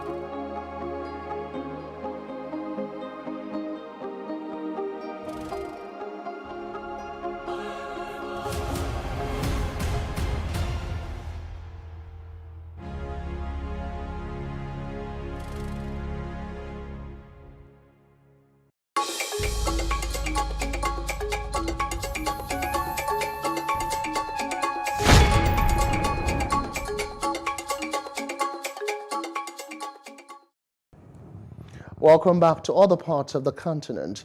Tunisian President Kais Saied has received the first draft of the new constitution. Under his own timeline, Saied has until June the 30th to approve or edit the draft constitution, less than a month ahead of the referendum planned for July the 25th. The coordinator of the National Consultative Commission for a New Republic, charged with drafting the new document, Sadok Belaid, said that the conditions for drafting the constitution were difficult because of the short time at their disposal. But dozens of people today joined the festive funeral procession across the street of Brussels to pay tribute to murdered Congolese independence hero Patrice Lumumba. The cortege, which started in the Congolese embassy, was organized after Belgium had handed over a tooth to his family, the only known remains of the late political leader. Lumumba became the Democratic Republic of Congo's first democratically elected prime minister after independence from Belgium in 1960, but alarmed the West with overtures to Moscow at the height of the Cold War. Now, outside the continent, U.S. Attorney General Merrick Garland has visited Ukraine to discuss efforts to identify, arrest, and prosecute those involved in war crimes and other atrocities committed during Russia's invasion.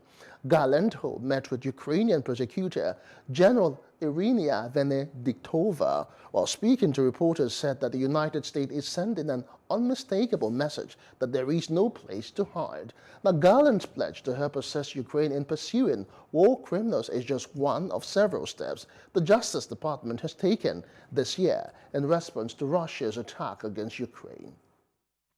I'm here to express the unwavering support of the United States for the people of Ukraine in the midst of the unprovoked and unjust Russian invasion.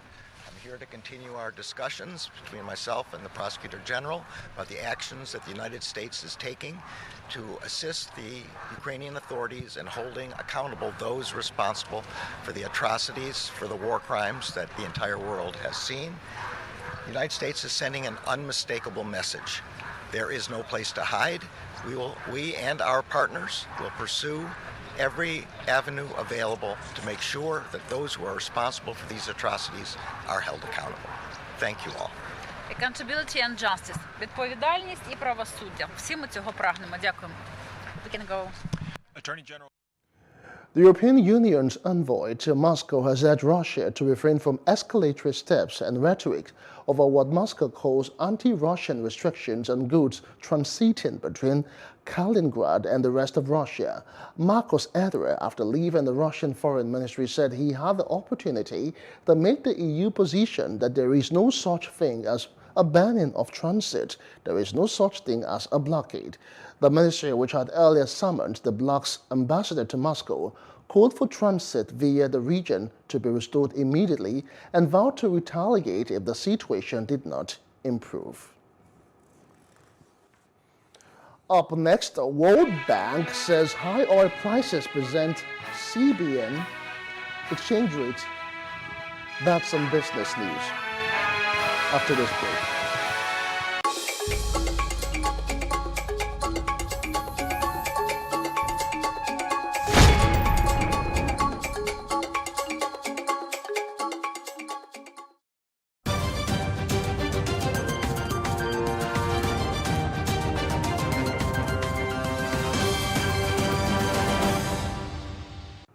Welcome to Business News. The International Air Transport Association has said that Nigerian airlines and others across Africa will lose $700 million in 2022 due to a combination of Russia-Ukraine war and COVID-19. This was disclosed at the ongoing 78th IATA Annual General Meeting and World Air Transport Summit in Doha, Qatar. IATA said that inflation, interest, and exchange rates would affect the growth of the aviation industry globally, stressing that countries should learn from the COVID-19 pandemic. Meanwhile, Paxful, a cryptocurrency trading platform, has reported a surge in weekly transactions on its Lightning network. This is despite the CBN's restrictions on cryptocurrency transactions in the country and the crashing prices of cryptocurrencies globally. According to the trading platform, the volume of money sent by Nigerians via the network doubled from October 2021 to May 2022. In the meantime, the Minister of State for Transportation, Gbemisola Saraki, has said that the state of Tinkan Island Seaport has shown decades of neglect. Saraki, who said this during a ministerial tour of the Lagos ports, also mentioned the need for a total reconstruction of the key walls of the Tinkan Island port complex, which she said had become weak due to age. She also restated that it's important to modernize the ports and get them ready for bigger vessels. Now, the World Bank has stated that Nigeria's external reserves are expected to decline as the Central Bank of Nigeria is expected to clear $1.7 billion worth of foreign exchange backlog and foreign exchange forward contracts to foreigners by the end of October 2022. This was disclosed by the World Bank in a document titled Nigeria Development Update June 2022, the continuing urgency of business unusual. Nigeria's external reserves had been on a downward trend due to the continuous intervention by the CBN and the central bank in the foreign exchange market in order to ensure the stability of the local currency. The FCC has charged Professor Adesoya Adelekun, Macmillan Nigeria publisher, over alleged $156,700 book fraud. Mr. Adelekun was charged to court alongside one Bola Fasasi. However, only Fasasi was present for arraignment on Monday before an Ikeja Special Offences Court. Though Fasasi pleaded not guilty to the charges, Professor Adelekun is said to be at large. They are being prosecuted by the EFCC on an amended 6-count charge bordering on obtaining money by false pretenses. The World Bank has stated that surging oil prices, being the highest in 9 years, have provided the CBN with an opportunity to adjust the exchange rate reflective of market dynamics. This was disclosed by the World Bank in a document titled Nigeria Development Update June 2022, the continuing urgency of business unusual. The World Bank told the CBN that timely and consistent monetary policy and exchange rate unification have become critical. The bank also stated that despite the CBN's claim of unifying the official exchange rate, the CBN still supplies foreign exchange to at least 4 windows. That's the business news. Thanks for watching. Now back to the main news. And away from business reports, let's now join our entertainment news desk for more stories. Nollywood production house Nemsel Films has closed the first exclusive slate deal for 3 commissioned feature films with Amazon Prime Video, having already produced a successful repertoire of world-class content such as God Calling, Before 30, and Journey of an African Colony.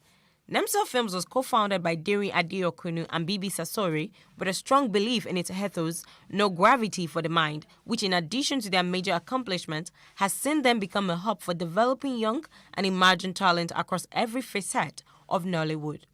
Nemsel creates visuals that have pushed the envelope in African storytelling from concepts to delivery, with the entire production chain, including top-end visual effects and post-production, sitting in-house. Just last month, American rapper DaBaby was in Nigeria to work on a single with Afrobeat megastar Davido, who has also traveled to America to finish up the song in preparation for its imminent release. The result of the much-awaited collaboration is set to be released on Friday, the 24th of June, 2022. Davido has a fine track record of churning out lovely foreign collaborations, and fans will be hoping that his upcoming single with DaBaby joins his list of top international collaborations. For over a decade, the Headies Next Rated prize has become one of the most sought-after, highly anticipated, keenly contested, and polarizing Headies category. The Next Rated prize holds significant value, in that it serves as a recognition for a set of upcoming artists who are being endorsed for greater things in the future. In ranking the next set of rated classes since the creation of the award in 2006, factors that will be considered include success, impact, and longevity. Nollywood actress Regina Daniels' husband, Ned Nwoko, have been dragged on Twitter after the remarks he made about Peter's presidential ambition. Nwoko had during an interview said the Labour Party presidential candidate wouldn't be able to achieve victory because Labour Party does not have the required structure to rule Nigeria. This statement has since been met with stiff opposition and condemnation on Twitter. As to some, Nwoko should stick to being married to a celebrity wife, while others slammed him for being a political novice. Now, the very best in sports news is coming right up.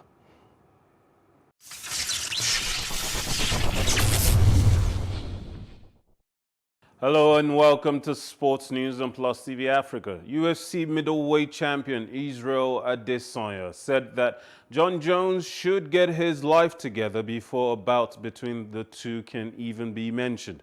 Adesanya suggested that Jones should move up in weight and fight UFC heavyweight champions Francis Ngannou. The last style bender, as he is known, has ruled out a potential trilogy matchup with Robert Whittaker, using a book metaphor to close the page on that stage of his career. Instead of Whittaker, the middleweight champ says that he would relish a potential fight with Alex Pereira or Sean Strickland. The 32-year-old will face Jared Cannonier at UFC 276 in Las Vegas, a bout that he believes will be an easy night's work. You should move up and weight first. Go fight Francis, or even I don't know, stop being on TMZ, get his life together. And then, no, this is facts, so I'm not saying anything that's not true. Just get his shit together first, like DC said, and yeah, stop fighting again, because there's no fight if someone's not fighting. I'm the one fighting, I'm staying active, I'm moved up in weight, not just talking about it. I'm gonna do it again, and I'm, cementing my own legacy. So yeah, I'm just worrying about me right now, that's the main thing. Beautiful. Good luck in 2 weeks, guys. Thanks. Oh, hey. We just talked before. Bobby, he's a great fighter. I'll give it to him. He's a great fighter, but I know how that book ends. I've read that book twice already. First time was a quick read. Second time a little bit longer. But, I mean, he's probably going to be at the top for a while, but if we fight again, I know how that book ends, so that's why I'm excited about this next fight, some new blood, someone I've never fought before.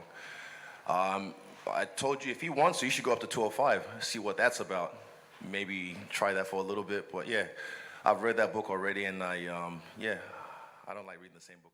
Alex de Minaur began the defense of his Eastbourne title with a straight-set win over Chile's Christian Garin on the English coast.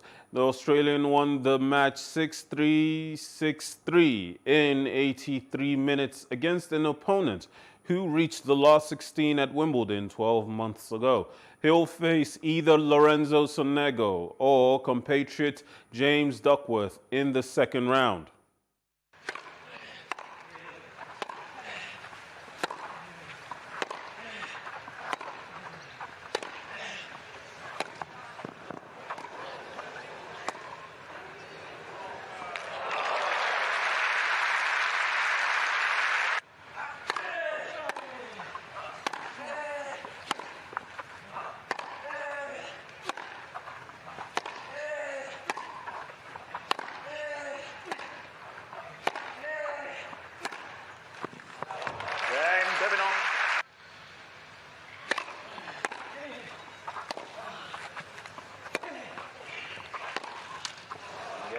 Domino.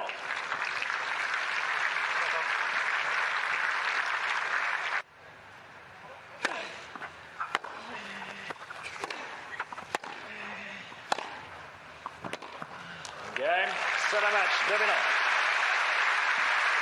2 to love, 6. Ryan Giggs confirmed on Monday, June 20th, that he has resigned as coach of Wales national team. The former Manchester United winger is awaiting trial after being charged with controlling and coercive behavior and assault against his ex-girlfriend and her sister. Giggs has pleaded not guilty to all charges and remains on bail. The trial at Manchester Crown Court had been due to start on January 24th, but has been delayed until August 8th, a factor that led to the 48-year-old deciding to step down now. After much consideration, I am standing down from my position as manager of the Wales men's national team with immediate effect, Giggs said in a statement. The statement went further to read, "Through nobody's fault, the case has been delayed. I do not want the country's preparations for the World Cup to be affected, destabilized, or jeopardized in any way by the continued interest around this case." Giggs temporarily stepped down as Wales coach in November 2020, with Robert Page guiding the nation to their first World Cup finals since 1958 earlier this month, after a playoff victory over Ukraine. The Football Association of Wales, FAW, confirmed they accepted Giggs' resignation. And that's all the sports story we have for you for now. Join us next time. My name is Mikhail Tinubu. Have a good night. And sports news wraps it for us on the news now. Just before we go, the main news again. President Muhammadu Buhari has ordered immediate release of Abuja-Kaduna train attack victims. The president has also forwarded names of 7 nominees to Senate for screening.